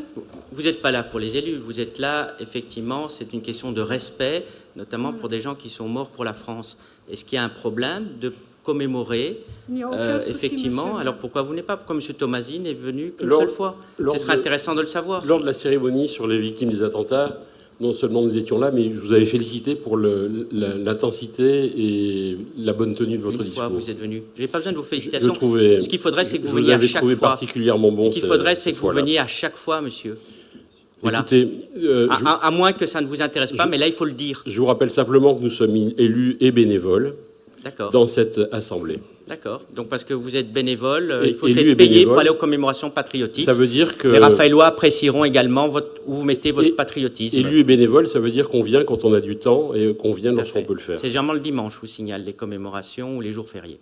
Donc, tout le monde peut apprécier. Effectivement, il y a 2 approches différentes. Pourquoi non, mais je souhaite la clarification. Pourquoi cette morgue en permanence? C'est pas une morgue, Pourquoi monsieur. cette agression en permanence? Mais Parce non. qu'on a des idées différentes? Ah bah oui, on a des idées différentes. Et c'est pour ça que vous avez ce comportement odieux? C'est pour ça? J'aimerais que vous les exprimiez. Écoutez, vos idées. calmez-vous, calmez-vous. Je vous remercie d'exprimer, voilà, monsieur Calmez-vous, Tomasi. continuons l'ordre du jour. Je vous remercie, voilà. On peut apprécier dans quel état ça vous met la participation, Tout commémoration patriotique. Tout à fait calme. Tout à fait calme. Donc, la délibération suivante, on va continuer à éclairer les Raphaélois. La délibération suivante, c'est monsieur Izepi. Oui, merci, monsieur le maire. Oui, cette délibération numéro 13, c'est juste une formalité. Il s'agit d'émettre un avis favorable sur la demande de dérogation à la règle du repos dominical émanant de l'UPV pour la 7e édition de Bazart. Donc on parle du dimanche 12 juin. Voilà, il fallait venir en rétro sur cette date du 12 juin. C'est une demande de la préfecture de pouvoir formaliser en conseil municipal votre courrier, monsieur le maire, d'accord et d'avis favorable à cette dérogation du 12 juin dernier. Ah, bon. Tout le monde est d'accord? Donc c'est adopté à l'unanimité. Il n'y a pas eu de vote sur la question précédente, donc je dois la soumettre au vote. Est-ce que tout le monde était d'accord pour notre adhésion à la Fondation Route de la Libération de l'Europe? Oui. Donc c'est adopté à l'unanimité. Voilà, je vous en remercie. Merci beaucoup. Donc on revient à la délibération 14. Oui, dans la délibération 14, monsieur le maire, il s'agit de mettre en place une convention de type de mécénat dans le domaine des actions menées par la direction du commerce et de l'artisanat. Ce type de convention existe déjà au travers des délégations sociales et culturelles. Voilà, des mécènes, nous en avons toujours besoin sur de nombreuses actions que nous faisons tout au long de l'année pour animer la ville commercialement et économiquement. Donc il s'agit d'approuver la recherche de mécènes pour les actions et projets de la commune menés par la direction du commerce et de l'artisanat en faveur du commerce de proximité. Merci beaucoup. On est effectivement une commune touristique et c'est important de participer pour les gens qui vivent, puisque les gens qui vivent ont évidemment besoin de travailler, ont besoin d'activités économiques, c'est d'y participer et notamment il faut remercier les entreprises aussi qui sont présentes parce que c'est un tout. Est-ce que tout le monde est d'accord? Donc c'est adopté aussi à l'unanimité. Monsieur Izepi, poursuivez. Oui, dans la question 15, c'est un système que nous avons développé au travers de l'Office de commerce, un système de capteur de flux au travers de la ville de Saint-Raphaël. Ce système de capteur de flux qui va nous permettre d'analyser toute la fréquentation piétonne, l'attractivité de la ville, l'attractivité de nos commerces, de nos entreprises. Ces analyses vont pouvoir servir, avec ces capteurs de flux, d'avoir des données à jour et pas des données 2-3 ans en arrière pour des porteurs de projets qui veulent s'installer, mais aussi pour des entreprises qui sont déjà localisées dans notre ville.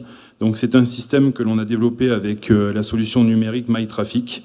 Donc comme je vous le disais, elle permet d'analyser la fréquentation clientèle, elle permet d'analyser de nombreux flux au travers des points que nous avons situés dans la ville de Saint-Raphaël, de faire aussi des comparaisons, puisque cette solution nous permet de voir un petit peu ce qui se passe aussi dans les villes aux alentours. Donc nous avons positionné aussi des capteurs sur, par exemple, la rue d'Antibes à Cannes, qui est une artère très animée, sur de grands centres commerciaux des Alpes-Maritimes. Ça nous permet pas de voir ce qui se passe là-bas, mais d'analyser par exemple l'évasion commerciale que nous pouvons avoir et comment nous pouvons nous adapter à notre échelle d'une ville de 35 000 habitants face à des métropoles, face à des centres commerciaux qui dépassent aujourd'hui l'entendement en termes d'espace et de mètres carrés, pouvoir adapter notre commerce de proximité à tout ça. Donc là-dedans, je vous expliquais le système, mais en fin de compte, dans cette délibération, on vous demande aussi d'acter la vente de produits, parce que l'Office de commerce, elle est là aussi pour développer des produits, mais aujourd'hui aussi pour les commercialiser. Vous le verrez avec un autre produit à la question 17. Donc voilà, il s'agit de prendre acte de la création du produit étude de fréquentation clientèle personnalisée au prix forfaitaire de 100 € hors taxe, soit 120 € TTC. Voilà, donc il y a une régie municipale qui est gérée par l'Office de commerce. Tout à fait. Et on a besoin d'attractivité, parce que parfois on entend des bêtises sur le tourisme de masse. On a pu en lire récemment sur ce sujet. On n'a pas de tourisme de masse ici, en ce qui nous concerne. Il suffit de voir ce qu'il y a dans certaines grandes villes, où vous avez parfois plusieurs heures d'attente, où vous avez des milliers de touristes qui arrivent en même temps. Ça, c'est du tourisme de masse. On n'a pas de tourisme de masse. On a de la chance d'avoir un tourisme qualitatif. On voit bien d'ailleurs que tous les hôteliers ont besoin de faire des efforts importants aussi. Les campings ont besoin de faire des efforts importants. Et on l'a encore vu, par exemple, Estérel Côte d'Azur, qui porte, je dirais, assez remarquablement aussi la promotion du territoire. Vous avez dû voir la carte au trésor hier sur France 3, où pendant une heure et demie, on parle de la ville, on montre de belles images de la ville, ce qui montre qu'on a une belle ville. Parce que ça aussi, au lieu de toujours se plaindre et de regarder ce qui peut ne pas aller, il faut quand même rappeler qu'on a une très belle ville, qu'il faut mettre en avant nos atouts. Et ça, dans le cadre de la démarche commerciale, c'est évidemment ce qui est essentiel. Et ne pas être, encore une fois, par rapport à des idéologies ou des concepts qui n'existent pas, pour essayer de se donner une posture, une consistance, mais essayer de regarder les choses telles qu'elles sont. Et votre office de commerce et l'action que vous faites est évidemment tout à fait nécessaire pour le développement commercial de notre ville et du territoire de manière générale. Est-ce qu'il y a des observations sur ce sujet ? Tout le monde est d'accord pour considérer qu'on n'a pas de tourisme de masse à Saint-Raphaël. C'est une bonne chose. Donc c'est adopté à l'unanimité. On n'a pas dit ça. On vote pour la délibération. Ben oui, vous votez pour la délibération. Mais il n'y en a pas. Donc effectivement, on n'a pas voté pour quelque chose qui n'existe pas. Donc, Monsieur Boyer, la délibération suivante. Non, merci, Monsieur le maire. Attendez, Mesdames, Messieurs, bonsoir. Bonsoir, chers attendez. collègues. Oui, il reste la 16 et la 17. Ah oui, il y a la 16 à 17, pardon. Vous l'aviez tellement bien exprimé que... Ça va. Juste là, c'est juste c'est une convention type de mise à disposition de matériel communal pour l'organisation d'animation par des acteurs économiques de proximité. Donc il s'agit de mettre un certain appui, une certaine aide logistique avec la municipalité quand elle est possible, bien sûr, parce que c'est d'abord les actions municipales, mais on a de temps en temps des demandes du privé. Et donc c'est de mettre en place une convention avec 2-3 explications dans la question. Donc dans la délibération, l'animation doit avoir un rayonnement positif pour la commune. La demande de matériel doit parvenir au service traitant au moins un mois à l'avance. Le matériel demandé doit être disponible. Donc tout ça doit être conventionné. Merci. Tout le monde est d'accord. Donc c'est adopté à l'unanimité. La délibération numéro 17. Oui, Monsieur le maire, donc ça c'est une question, que je reviens à la question 15, là, on commercialise encore des choses avec l'Office de commerce. On a fait l'acquisition d'un photobooth il y a 2 ans Ce photobooth, c'est une animation que l'on avait mis en place dès l'ouverture d'ailleurs du musée Louis de Funès et qui avait fait un sacré carton, puisque tout le monde voulait sa petite photo avec des fonds différents. Et puis, en fin de compte, on s'est aperçu que ce photobooth, aujourd'hui, c'est la grosse tendance, c'est très utilisé, que ce soit commercialement, mais aussi dans des soirées privées, dans des mariages, des choses comme ça.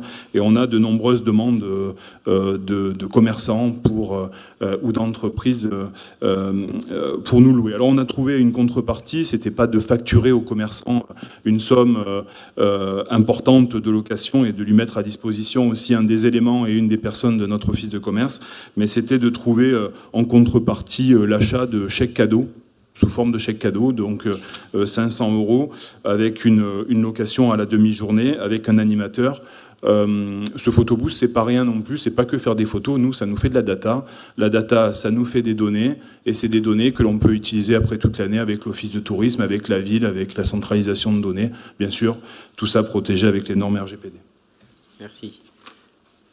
Pas d'observation, donc tout le monde est d'accord, c'est adopté à l'unanimité. Délibération suivante, c'est Monsieur Boyer. Oui, bonsoir à nouveau, chers collègues. Merci, Monsieur le maire.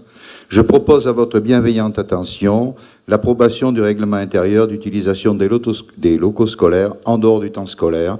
La mairie est propriétaire des murs des écoles élémentaires et maternelles. Et il se trouve qu'en dehors du temps scolaire, nous sommes sollicités par des associations pour l'utilisation des locaux, d'où l'approbation du règlement intérieur qui vous est proposé. Bon, ok. Tout le monde est d'accord sur cette délibération. Il n'y a pas d'observation, je suppose. Donc c'est adopté à l'unanimité. Madame Ramy. Oui, merci Monsieur le maire. Chers collègues, bonsoir.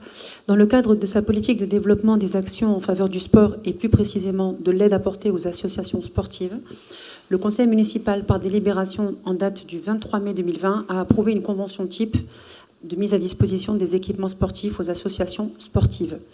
Pour donner suite maintenant à de nouvelles demandes de mise à dispo d'installations sportives pour les non-sportives, les associations non sportives, il est proposé au conseil municipal d'approuver les termes d'une nouvelle convention type adaptée à ces associations. Comme pour la convention type de base que nous avions déjà adoptée, il a été décidé de faire apparaître sur cette convention le coût prévisionnel de ces mises à disposition, permettant enfin d'évaluer l'aide apportée par la commune aux associations raphaéloises et bien entendu le règlement des installations sportives municipales et la charte de la prévention de la radicalisation islamiste, qui sont bien entendu annexés à la Convention. Merci. Y a-t-il des observations? Aucune. Pas de vote contre, pas d'abstention, c'est à l'unanimité. Monsieur Marty. Merci, Monsieur le maire. Pour la saison estivale du 1er juillet au 28 août 2022, le poste de secours du VIA sera pris en charge par des CRS nageurs sauveteurs. L'hébergement, la restauration et le transport des 4 fonctionnaires sont mis à la charge de la commune. Il y a donc lieu d'approuver les dépenses liées à cette mission et d'autoriser Monsieur le maire à signer les documents contractuels y afférents. Tout le monde est d'accord, donc c'est adopté à l'unanimité. Délibération suivante. Délibération suivante qui concerne les bases nautiques municipales, qui propose aux usagers, notamment pendant la saison estivale, la location de divers matériels nautiques. Cette location peut également être assortie de cours particuliers. Afin de sécuriser les relations contractuelles, il est proposé au conseil municipal d'approuver les termes du formulaire type qui est joint au projet de délibération. C'est un formulaire type qui a été rédigé à la fois en français et en anglais et qui permet de sécuriser la relation contractuelle sur la location de ce type de matériel. Il est donc demandé au conseil municipal d'approuver les termes du formulaire type de location de matériel avec ou sans cours particulier. Merci beaucoup. Tout le monde est d'accord, donc c'est adopté à l'unanimité. Madame Chiodi. Oui, merci Monsieur le maire. Bonsoir à tous. Question récurrente présentée chaque année. Il s'agit de la mise à disposition de personnels communaux auprès d'associations sportives locales, et ce par convention, par souci de transparence, pour évaluer le poids financier à prendre en compte dans leur bilan. Le projet est joint à ce rapport, ainsi que la liste des associations qui en bénéficient pour la saison sportive 2022-2023, avec le coût prévisionnel qui est page 137. Il s'agit de l'association Saint-Raphaël Varandbal, le club athlétique Raffaello Fréjusien, l'Association des jeunes sportifs raphaélois, le Saint-Raphaël Triathlon, le Club nautique de Saint-Raphaël, l'Omnium cycliste raphaélois et le Saint-Raphaël Apnée. Chaque mise à disposition de personnel fera l'objet d'une convention individuelle. Merci beaucoup. Tout le monde est d'accord, donc c'est adopté à l'unanimité. Délibération suivante, Madame Chiodi. Il s'agit par cette délibération d'appliquer aux ingénieurs et aux techniciens territoriaux les montants plafonds du régime indemnitaire des fonctions des suggestions, de l'expertise et de l'engagement professionnel, modifiés par arrêté du 5 novembre 2021 paru au journal officiel, selon la grille figurant dans le présent rapport avec le montant maxi annuel légal. Les montants du RICEP des autres cadres d'emploi votés demeurent en vigueur et suivront les évolutions réglementaires. Merci beaucoup. Tout le monde est d'accord, donc c'est adopté à l'unanimité. Poursuivez. Dans l'engagement social pris par notre maire, et ce pour l'amélioration des conditions de vie des agents communaux au titre de parents d'enfants handicapés, face aux situations difficiles rencontrées dans les domaines de la restauration, du logement, de l'enfance et des loisirs, il vous est proposé d'approuver l'instauration d'une allocation aux parents d'enfants handicapés de moins de 20 ans, prestation sociale destinée à les aider pour assurer à leur enfant une éducation adaptée en accompagnement social ou médico-social ou encore une aide au travail, ayant un taux d'incapacité égal à 50%, selon les critères prévus dans la loi numéro 2027-148, et d'en approuver l'actualisation annuellement. Merci beaucoup. Donc une délibération qui poursuit le travail accompli donc, pour l'accompagnement dans le handicap. Et je salue encore le travail quotidien de M. Moranval, à la fois sur questions de voirie, sur ces questions d'accueil, de promotion et de sensibilisation aussi dans tous les domaines. Avec les clubs sportifs, on a aussi des partenariats qui se mettent en place de plus en plus, avec une équipe qui s'est mise également en place, qui s'est constituée, et ça c'était important, et il faut bien entendu pouvoir continuer et amplifier nos efforts dans ce domaine. Y a-t-il des observations?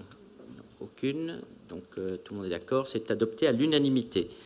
Madame Chiodi. Bien, par cette délibération, il vous est proposé d'approuver la modification de la mise à disposition des véhicules municipaux votée les 22 octobre 2020 et 25 février 2021, en incluant l'autorisation donnée au directeur des espaces verts et au directeur du service mer et littoral. Bon, d'accord de tout le monde, donc c'est à l'unanimité. Délibération suivante. Comme à chaque modification du tableau des effectifs, il s'agit à présent de vous proposer de voter la création d'un poste d'assistante de gestion financière pour la direction des affaires culturelles de catégorie C, d'un agent de catégorie B dédié aux ressources humaines pour renforcer son pôle dans la gestion de l'absentéisme. Enfin, dans le cadre d'une activité accessoire, un cadre territorial d'Estérel Côte d'Azur pour occuper le poste de conseiller de la commande publique à raison de 32 heures par mois à compter du 11 juillet, et ce, en dehors de ses heures de service, bien évidemment, de son activité principale. Merci. Tout le monde est d'accord. Merci beaucoup, c'est à l'unanimité. Allez-y, poursuivez. Il s'agit par cette délibération d'approuver la convention de mise à disposition à temps complet de M. Jean-François Krakowski auprès de l'association Saint-Raphaël-Var-Handball pour répondre aux objectifs fixés par notre maire qui assoit les diverses missions liées au financement du club et des clubs, notamment pour renforcer le centre de formation pour en faire une référence nationale dans ce domaine, contribuer au lien social à travers le réseau associatif, le bénévolat pour accompagner les jeunes et les habitants de notre territoire. Et ceci pour 3 ans à compter du 15 septembre 2022, mise à disposition qui fera l'objet d'un remboursement par l'association Saint-Raphaël-Var-Handball selon les critères énoncés dans le rapport et la convention. Merci. Donc, pas d'observation. Juste une question. Son poste sera de fait remplacé à la ville? Ben oui, puisqu'il est directeur de la jeunesse, donc il faut qu'il y ait effectivement quelqu'un qui s'en occupe. C'est comme c'est une priorité. Donc oui. Donc il y aura une création de poste? Non, il peut y avoir une promotion interne. Le poste existe, voilà, donc il n'y a pas besoin d'aller chercher des cadres à l'extérieur. On a des gens de valeur aussi dans la collectivité. Donc, j'en dis pas. si on peut faire de la promotion interne, c'est le poste n'a pas vocation à être forcément ouvert et nous avons la personne, d'ailleurs, parmi les effectifs qui pourra le remplacer. Donc, vous êtes d'accord ? Donc, c'est adopté à l'unanimité. Donc, délibération suivante. Donc, la dernière. Question récurrente encore, et pour celle-ci, depuis 2018, liée à la loi MAPTAM, qui prévoit, je le rappelle, qu'en cas de non-paiement de stationnement sur la voirie, c'est une redevance d'occupation domaniale qui est appliquée, le forfait de poste-stationnement. Cette redevance doit financer des opérations dédiées au transport, notamment, compétences transférées à Estérel Côte d'Azur Agglomération. Aussi, il vous est proposé d'approuver la convention qui nous lie avec cette entité pour la période du 1er janvier au 31 décembre 2023, ainsi que le prévisionnel estimé des dépenses et des recettes, en vous faisant observer que le résultat est toujours déficitaire et que donc aucun reversement n'est possible à envisager.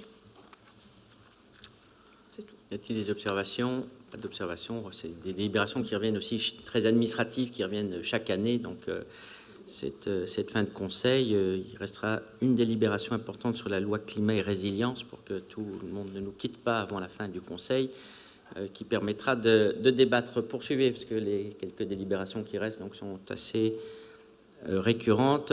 Non, Monsieur Marty, sur le stationnement. Oui, conformément à ce que vient de rappeler Madame la première adjointe, sur le forfait de poste stationnement, le règlement prévoit que le maire doit présenter au conseil municipal un rapport annuel sur les recours administratifs préalables obligatoires. Je vais vous faire grâce de la lecture du rapport qui expose les motifs de contestation et les décisions suite à ces recours, en vous demandant simplement de retenir qu'en 2021, la commune a traité 168 recours sur les 4488 forfaits de poste de stationnement émis, ce qui correspond à un taux de contestation de moins de 4%. Il s'agit simplement d'une prise d'acte. Merci. Donc, il n'y a pas de vote. Monsieur Boyer, délibération suivante. Monsieur le maire, mesdames, messieurs, chers collègues, il s'agit de désigner le représentant de la commune pour siéger au sein du conseil d'administration de l'association La Bergame, gestionnaire de l'IME de Saint-Raphaël, et je vous demande de bien vouloir approuver ma candidature. C'est de l'autopromotion, ça, Monsieur Boyer. Donc, tout le monde sera bien entendu d'accord et vous êtes nommé par vous-même à l'unanimité. Monsieur Tibéri. Merci, Monsieur le maire. Bonsoir à tous. Délibération concernant l'attribution d'une subvention exceptionnelle à l'association Saint-Raphaël Triathlon. Forte d'un succès rencontré lors de l'édition 2021, l'association souhaite organiser le dimanche 25 septembre 3 épreuves sous la dénomination le triathlon de Saint-Raphaël by Roxim, avec un triathlon de type S, un de type M et un aquathlon. Les participants pourront choisir de courir de manière individuelle ou en relais. Le départ des courses et le parc à vélo seront situés sur la casquette du VIA. Les organisateurs entendent un peu plus de 1000 concurrents issus de toute la France pour cette nouvelle édition, ainsi que des concurrents venus également des pays européens. Cet événement renforcera l'image de la commune de Saint-Raphaël en tant que ville sportive. Il est à noter que le président de la Fédération française de triathlon et le président de la Ligue de triathlon seront présents afin d'étudier ensemble la possibilité de faire de la ville de Saint-Raphaël l'accueil pour des manches de Coupe de France, ce qui nous fera franchir un palier supplémentaire. Afin d'équilibrer le budget des dépenses inhérentes à cette manifestation, l'association Saint-Raphaël Triathlon souhaite l'attribution d'une subvention exceptionnelle d'un montant de 22 000 €. Cette manifestation représentant un intérêt sportif et participant de belle manière à l'animation de la commune, le conseil municipal est invité à donner une suite favorable à cette demande. Il est toutefois précisé que le versement de cette subvention est subordonné à la tenue effective de la manifestation. Le dossier de demande de subvention est consultable au service des sports. Suite à cet exposé, le conseil municipal a été invité à attribuer une subvention exceptionnelle d'un montant de 22 000 € et dire que les dépenses en résultant feront l'objet des inscriptions budgétaires correspondantes. Merci. Tout le monde est d'accord ? Oui. Juste une précision, comme à l'habitude. 26,28%. Merci. De rien. voyez que vous êtes prévisible. Donc c'est adopté à l'unanimité. Délibération suivante. Oui, merci. Il s'agit ici donc d'évoquer l'association La Boule du 15e Corps qui souhaite organiser le jeudi 18 août 2022 sur la place Léon-Bourgeois un concours de jeux provençal dénommé Grand Prix de Monsieur le maire. Compétition traditionnellement inscrite au calendrier fédéral. Cet événement participant de la belle manière à l'animation de la ville en popularisant la pratique bouliste propre à la culture régionale, il est proposé d'attribuer une subvention exceptionnelle d'un montant de 1 000 €. Tout le monde est d'accord? Parfait. C'est adopté à l'unanimité.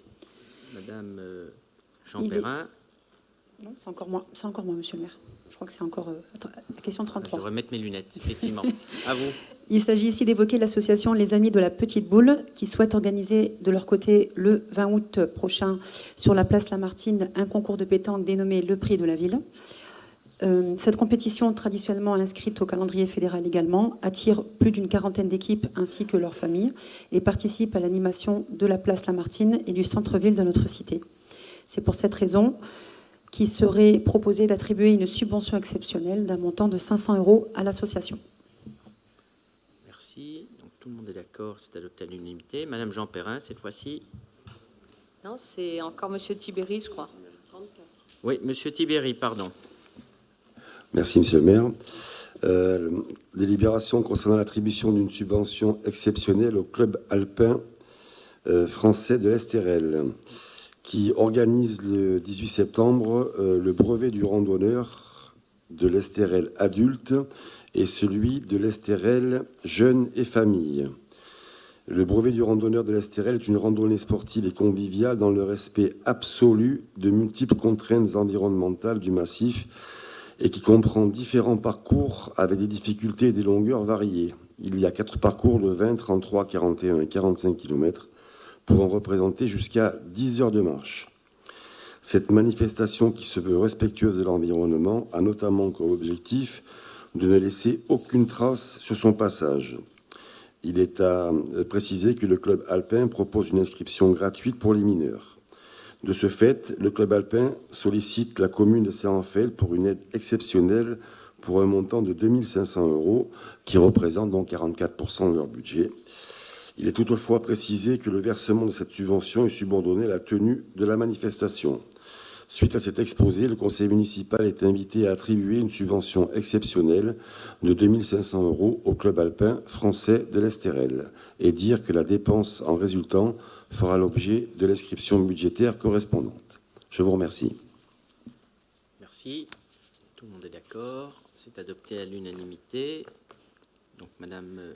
C'est encore Madame Ramy, Madame pour Ramy. clôturer le volet sportif. Par délibération en date du 29 juillet 2021, le conseil municipal a approuvé une convention de mise à disposition de personnel communal à des associations sportives pour la saison 2021-2022. La direction des ressources humaines a établi le coût réel de la rémunération qui doit donner lieu à un remboursement pour les associations sportives concernées. Dans le cadre de sa politique sportive et pour appuyer son soutien aux associations sportives qui mettent en place des actions envers les jeunes, il est proposé donc d'attribuer une subvention exceptionnelle du montant du coût réel de la mise à disposition de personnel qui doit donner lieu à un remboursement, comme il a été évoqué dans les associations ont été évoquées lors de la délibération numéro 22 par Madame Chiodi. Merci beaucoup. Donc, c'est adopté à l'unanimité. Madame Jean Perrin, cette fois-ci. Bonsoir, Monsieur le maire. Bonsoir, chers collègues. Je suis très fière de faire ma première délibération et je vous propose d'attribuer une subvention de 10 000 €, une subvention de fonctionnement, à l'association Archimède.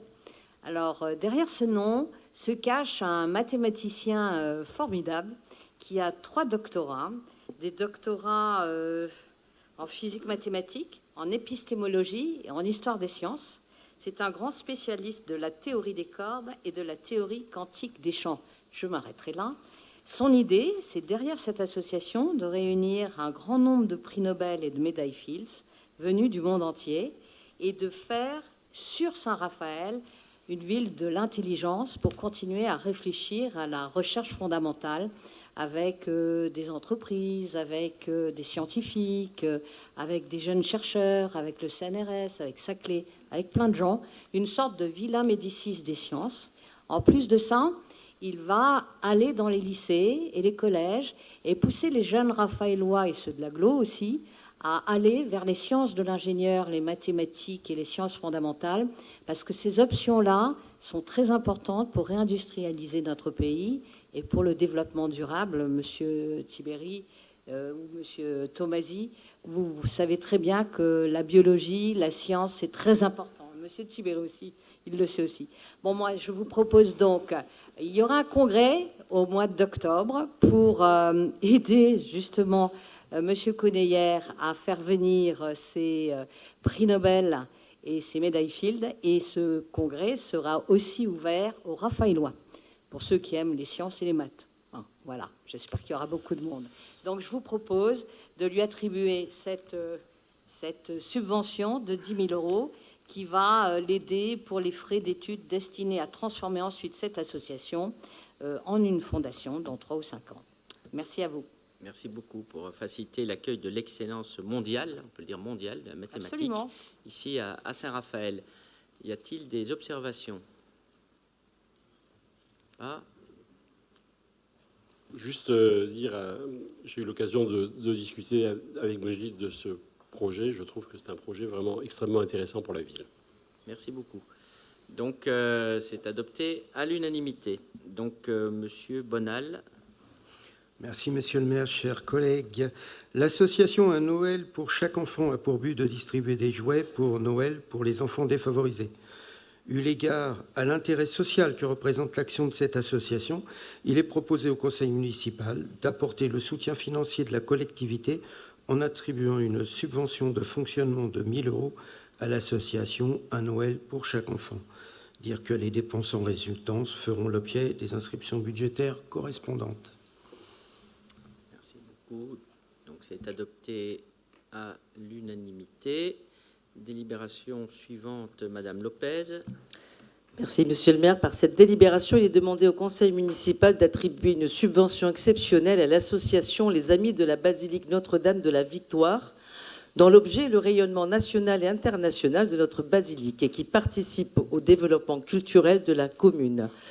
L'association organise durant l'été 2022 le festival d'orgue de Saint-Raphaël. 6 concerts sont proposés dans l'enceinte de la basilique avec des organistes différents de renommée internationale, ainsi qu'un concert programmé pour le 16 octobre.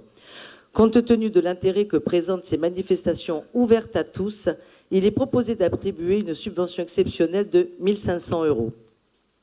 Je demande au conseil municipal d'approuver l'attribution de la dite subvention. Merci.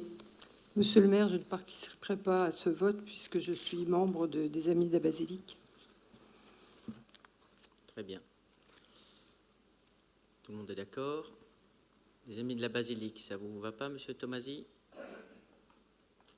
Excusez-moi? Les Amis de la Basilique, vous en faites partie ou pas? Je ne fais pas partie des Amis de la Basilique, mais j'approuve l'action. Très bien, donc vous votez, merci beaucoup, ils en seront très heureux.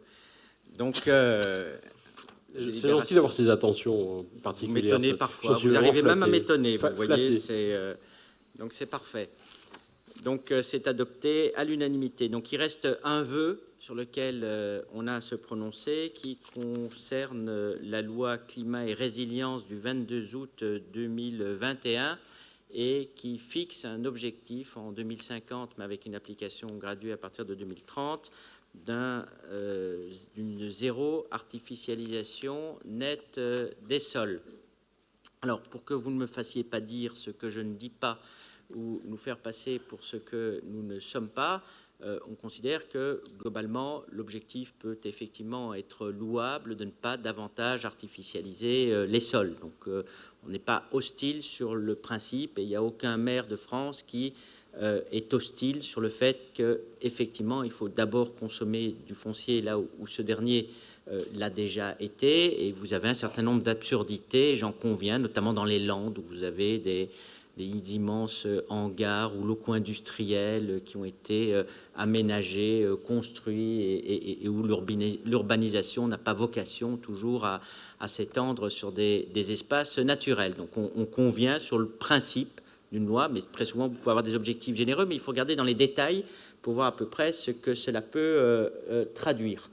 Ce que cela traduit, en l'occurrence, c'est encore une fois, et on a eu l'occasion très souvent de le dénoncer, et pour ma part, je ne cesserai jamais de le faire, c'est-à-dire une recentralisation des compétences qui ont été à un moment donné dévolues aux collectivités, et notamment la question de l'urbanisme. Très clairement, on ne fait pas confiance aux maires et on va fixer des lois de contrôle et des lois d'interdiction absolue.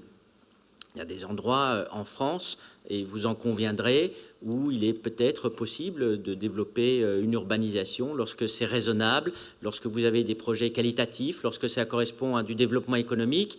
Et si on avait voté une loi comme ça au XIXe siècle, une ville comme Saint-Raphaël n'existerait pas, puisque c'est une ville qui, bien entendu, s'est urbanisée, s'est développée par des quartiers. Vous avez de très très nombreuses villes qui n'existeraient pas aussi en France si vous aviez ce type de principe dogmatique qui avait été voté. Donc nous souhaitons évidemment une approche. Notre position, c'est également celle de l'Association des maires de France, donc nous ne sommes pas isolés à l'avoir, mais de dire il faut d'abord avoir une approche qui puisse être différenciée, qu'on regarde territoire par territoire, eh bien, ceux où effectivement on ne peut plus construire, et puis d'autres pour lesquels il faudrait laisser une certaine liberté, parce que ça correspond aussi à un certain nombre d'impératifs.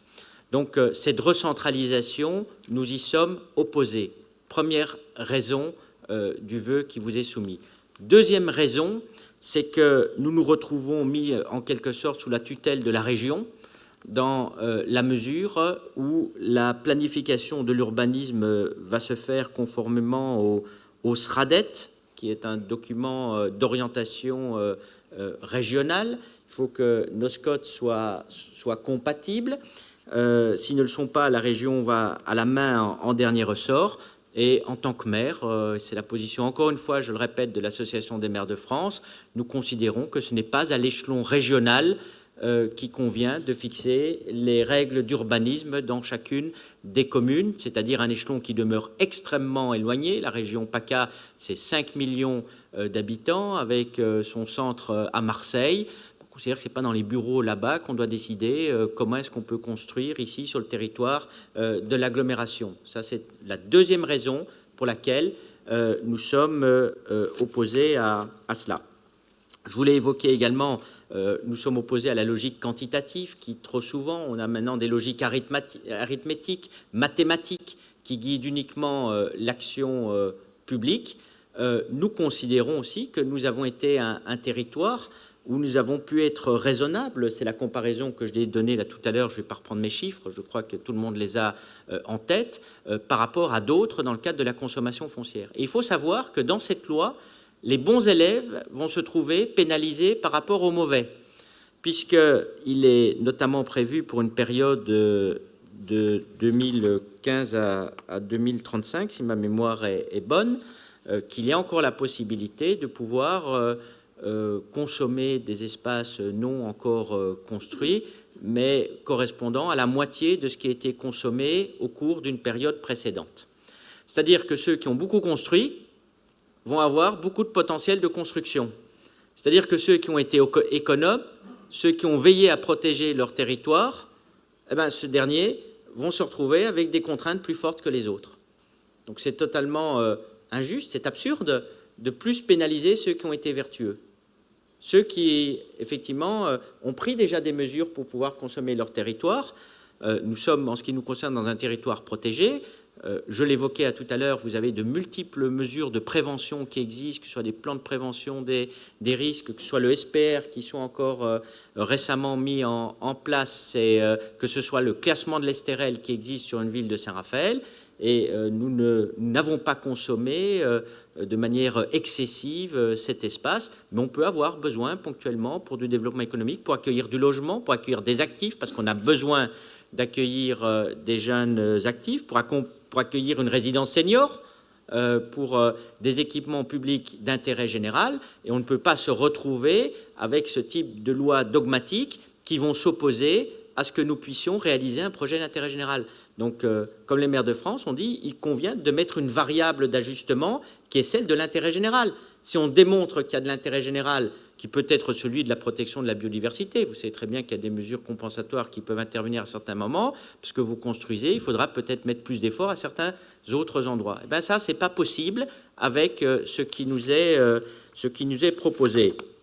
Et la dernière raison, c'est la bureaucratisation, parce que c'est effectivement des lois bureaucratiques, puisque le législateur va vous fixer des objectifs, très bien, c'est son rôle. Néanmoins, qui va rentrer dans le détail? Et là, le détail est presque plus important que le principe, puisque tout le monde est d'accord sur le principe. Donc c'est le détail qui va faire la norme et qui va faire ce qui va s'imposer à chacun. Et nous considérons qu'il n'appartient pas aux fonctionnaires qui n'ont pas de légitimité ou aux fonctionnaires de la région, pour le coup, de venir procéder à des arbitrages importants. Je vais vous en citer quelques-uns. Dans la mesure où nous allons nous retrouver avec des normes obligatoires dans un fascicule du SRADET. Vous imaginez comme ça fait à peu près, le fascicule va s'imposer à nous. Formidable du point de vue démocratique. Vous qui êtes très attaché à la démocratie et la démocratie locale, il faudrait m'expliquer aussi où est le fondement démocratique de ce type de mesures. Vous avez des études qui doivent être menées, sur lesquelles on n'a pas de retour aujourd'hui, sur des questions très importantes, notamment la catégorie des sols existants. Ce serait peut-être intéressant aussi qu'on fasse des différences, parce qu'on nous dit qu'on peut construire nulle part, mais tous les sols n'ont pas également la même valeur. Là, pour le coup, je parle et je pense aux territoires ruraux, qui vont également se retrouver avec une absence de développement forcé et imposé. Alors vous pourriez avoir des terres fertiles qui pourraient justement être exploitées, mais où on pourrait l'interdire. Et tout ça, ce sera fixé par un arrêté ministériel avec une nomenclature qui doit faire un certain nombre de catégories. Donc nous sommes opposés, ce n'est pas la seule raison, c'est la troisième ou la quatrième raison que je viens d'évoquer. Nous sommes totalement opposés à cette approche purement bureaucratique de l'urbanisme, et nous considérons que ça doit rester à l'échelon local, qu'il faut pouvoir nous faire confiance, que nous voulons aussi protéger la diversité. On est aussi conscient de la lutte contre le réchauffement climatique, et nous savons ce que nous avons besoin pour notre territoire. C'est la raison pour laquelle nous demandons au conseil municipal de se prononcer à l'instar de l'Association des maires de France, pour qu'il y ait des précisions apportées à cette loi, et puis que vous ayez également la prise en compte des objectifs tels que je viens de les énoncer. Donc, je suppose qu'il y aura des observations. Monsieur Tomasi. Merci encore une fois de cette attention. Oui, effectivement, il y a des observations. Je dois dire que j'ai eu un peu de mal à me retrouver dans vos commentaires de la loi. Tâchez d'être plus clair, alors. Je vais l'être. J'en doute pas. L'artificialisation des sols est une cause majeure de la disparition de la biodiversité. Nous en sommes tous d'accord, vous l'avez dit au début de votre intervention. La construction est par ailleurs fortement émissive de gaz à effet de serre et consommatrice de ressources en raison des matériaux de construction utilisés, béton, acier, etc., et l'énergie qui est nécessaire pour les fabriquer et pour les amener. Il s'agit alors, comme évoqué dans la délibération 4, de construire la ville sur la ville, qui est une possibilité. Donc, en fait, votre position, c'est de dire le maire, il faut lui faire confiance.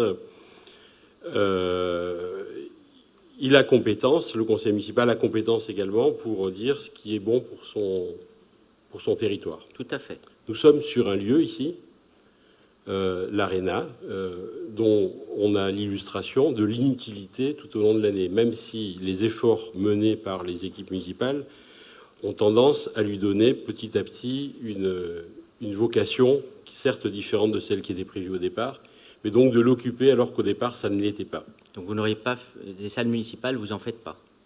Pas celle-là en tout cas, et pas pour ce pourquoi elle a été faite. Rappelez-vous quand même que c'était une volonté de l'ancien maire que de faire cet espace qui s'est retrouvé vide et inoccupé pendant un an, je crois. Ça a été bien relancé, d'ailleurs. Presque deux. Hein. Et vous y êtes bien, d'ailleurs. Presque deux. Mais bon, c'est pour vous dire, c'est un exemple, parce qu'il y a la salle, il y a ce qui a été nécessaire pour la construire, et puis il y a les parkings qui sont autour.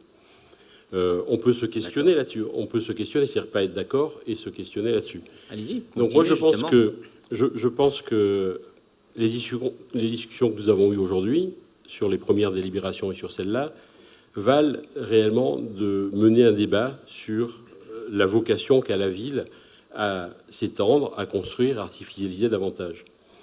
Donc, effectivement, nous pensons que cette loi, qui est issue, donc, la loi climat et résilience, qui est issue principalement des rapports qui ont été émis par le GIEC, et comment réagir face à ces rapports, c'est ça la vraie question.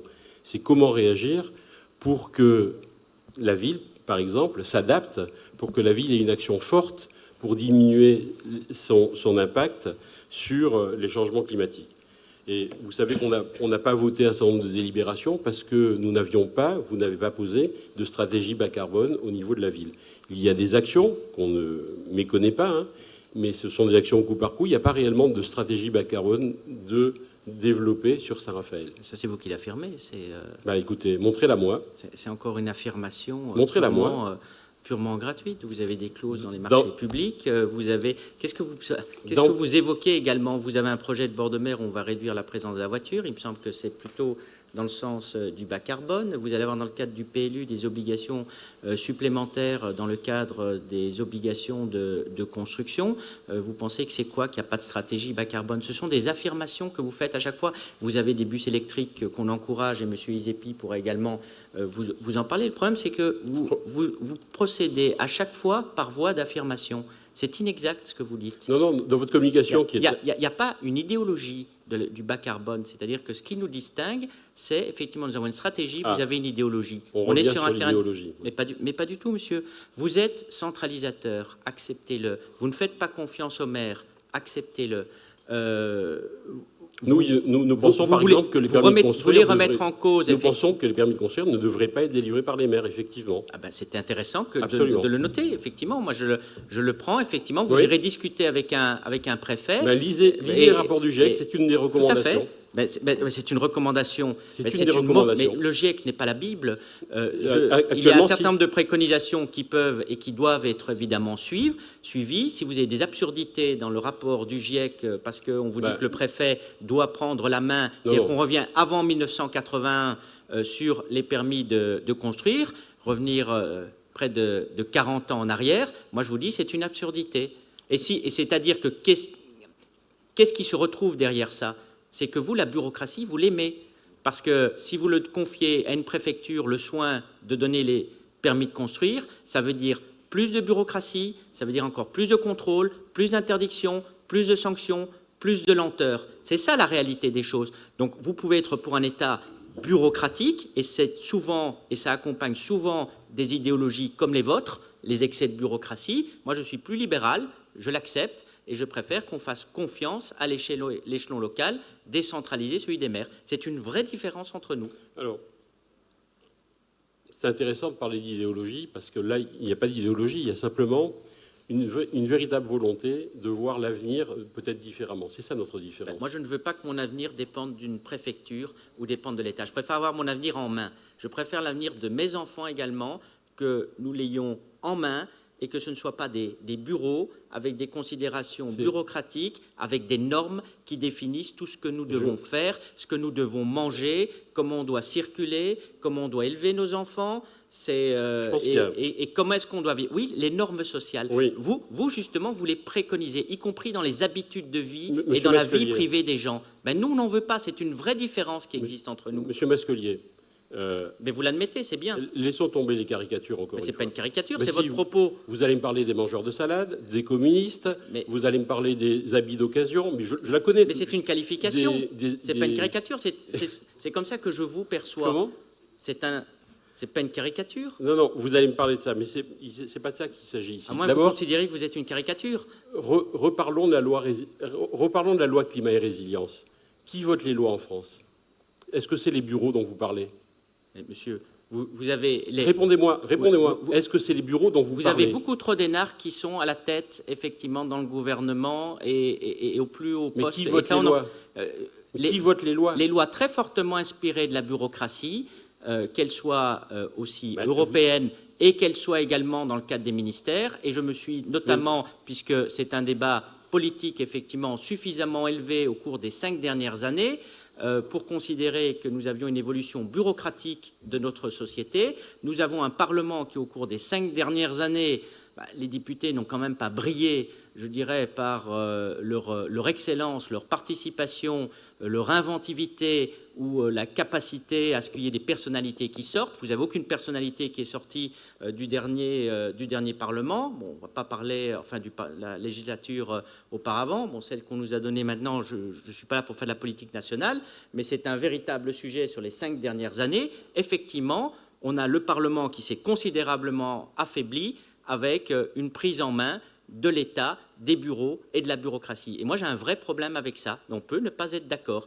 Et quand vous donnez le pouvoir aux bureaucrates, et c'est le cas dans ce type de loi, puisque vous renvoyez constamment à des décrets, à des règlements, à des arrêtés même pour fixer un certain nombre de règles, que vous choisissez systématiquement l'échelon du dessus pour déterminer ce qui doit s'appliquer en dessous, eh bien, c'est une évolution bureaucratique de la société et c'est une orientation qu'au plus profond de moi, je ne partage pas. D'accord. Voilà. D'accord, mais c'est un point de vue. Hein, c'est un point de vue. Que j'explique et que j'argumente. Ce que je veux dire simplement, c'est que les lois sont quand même votées par des députés. Je partage d'ailleurs une partie de votre analyse sur la dernière mandature.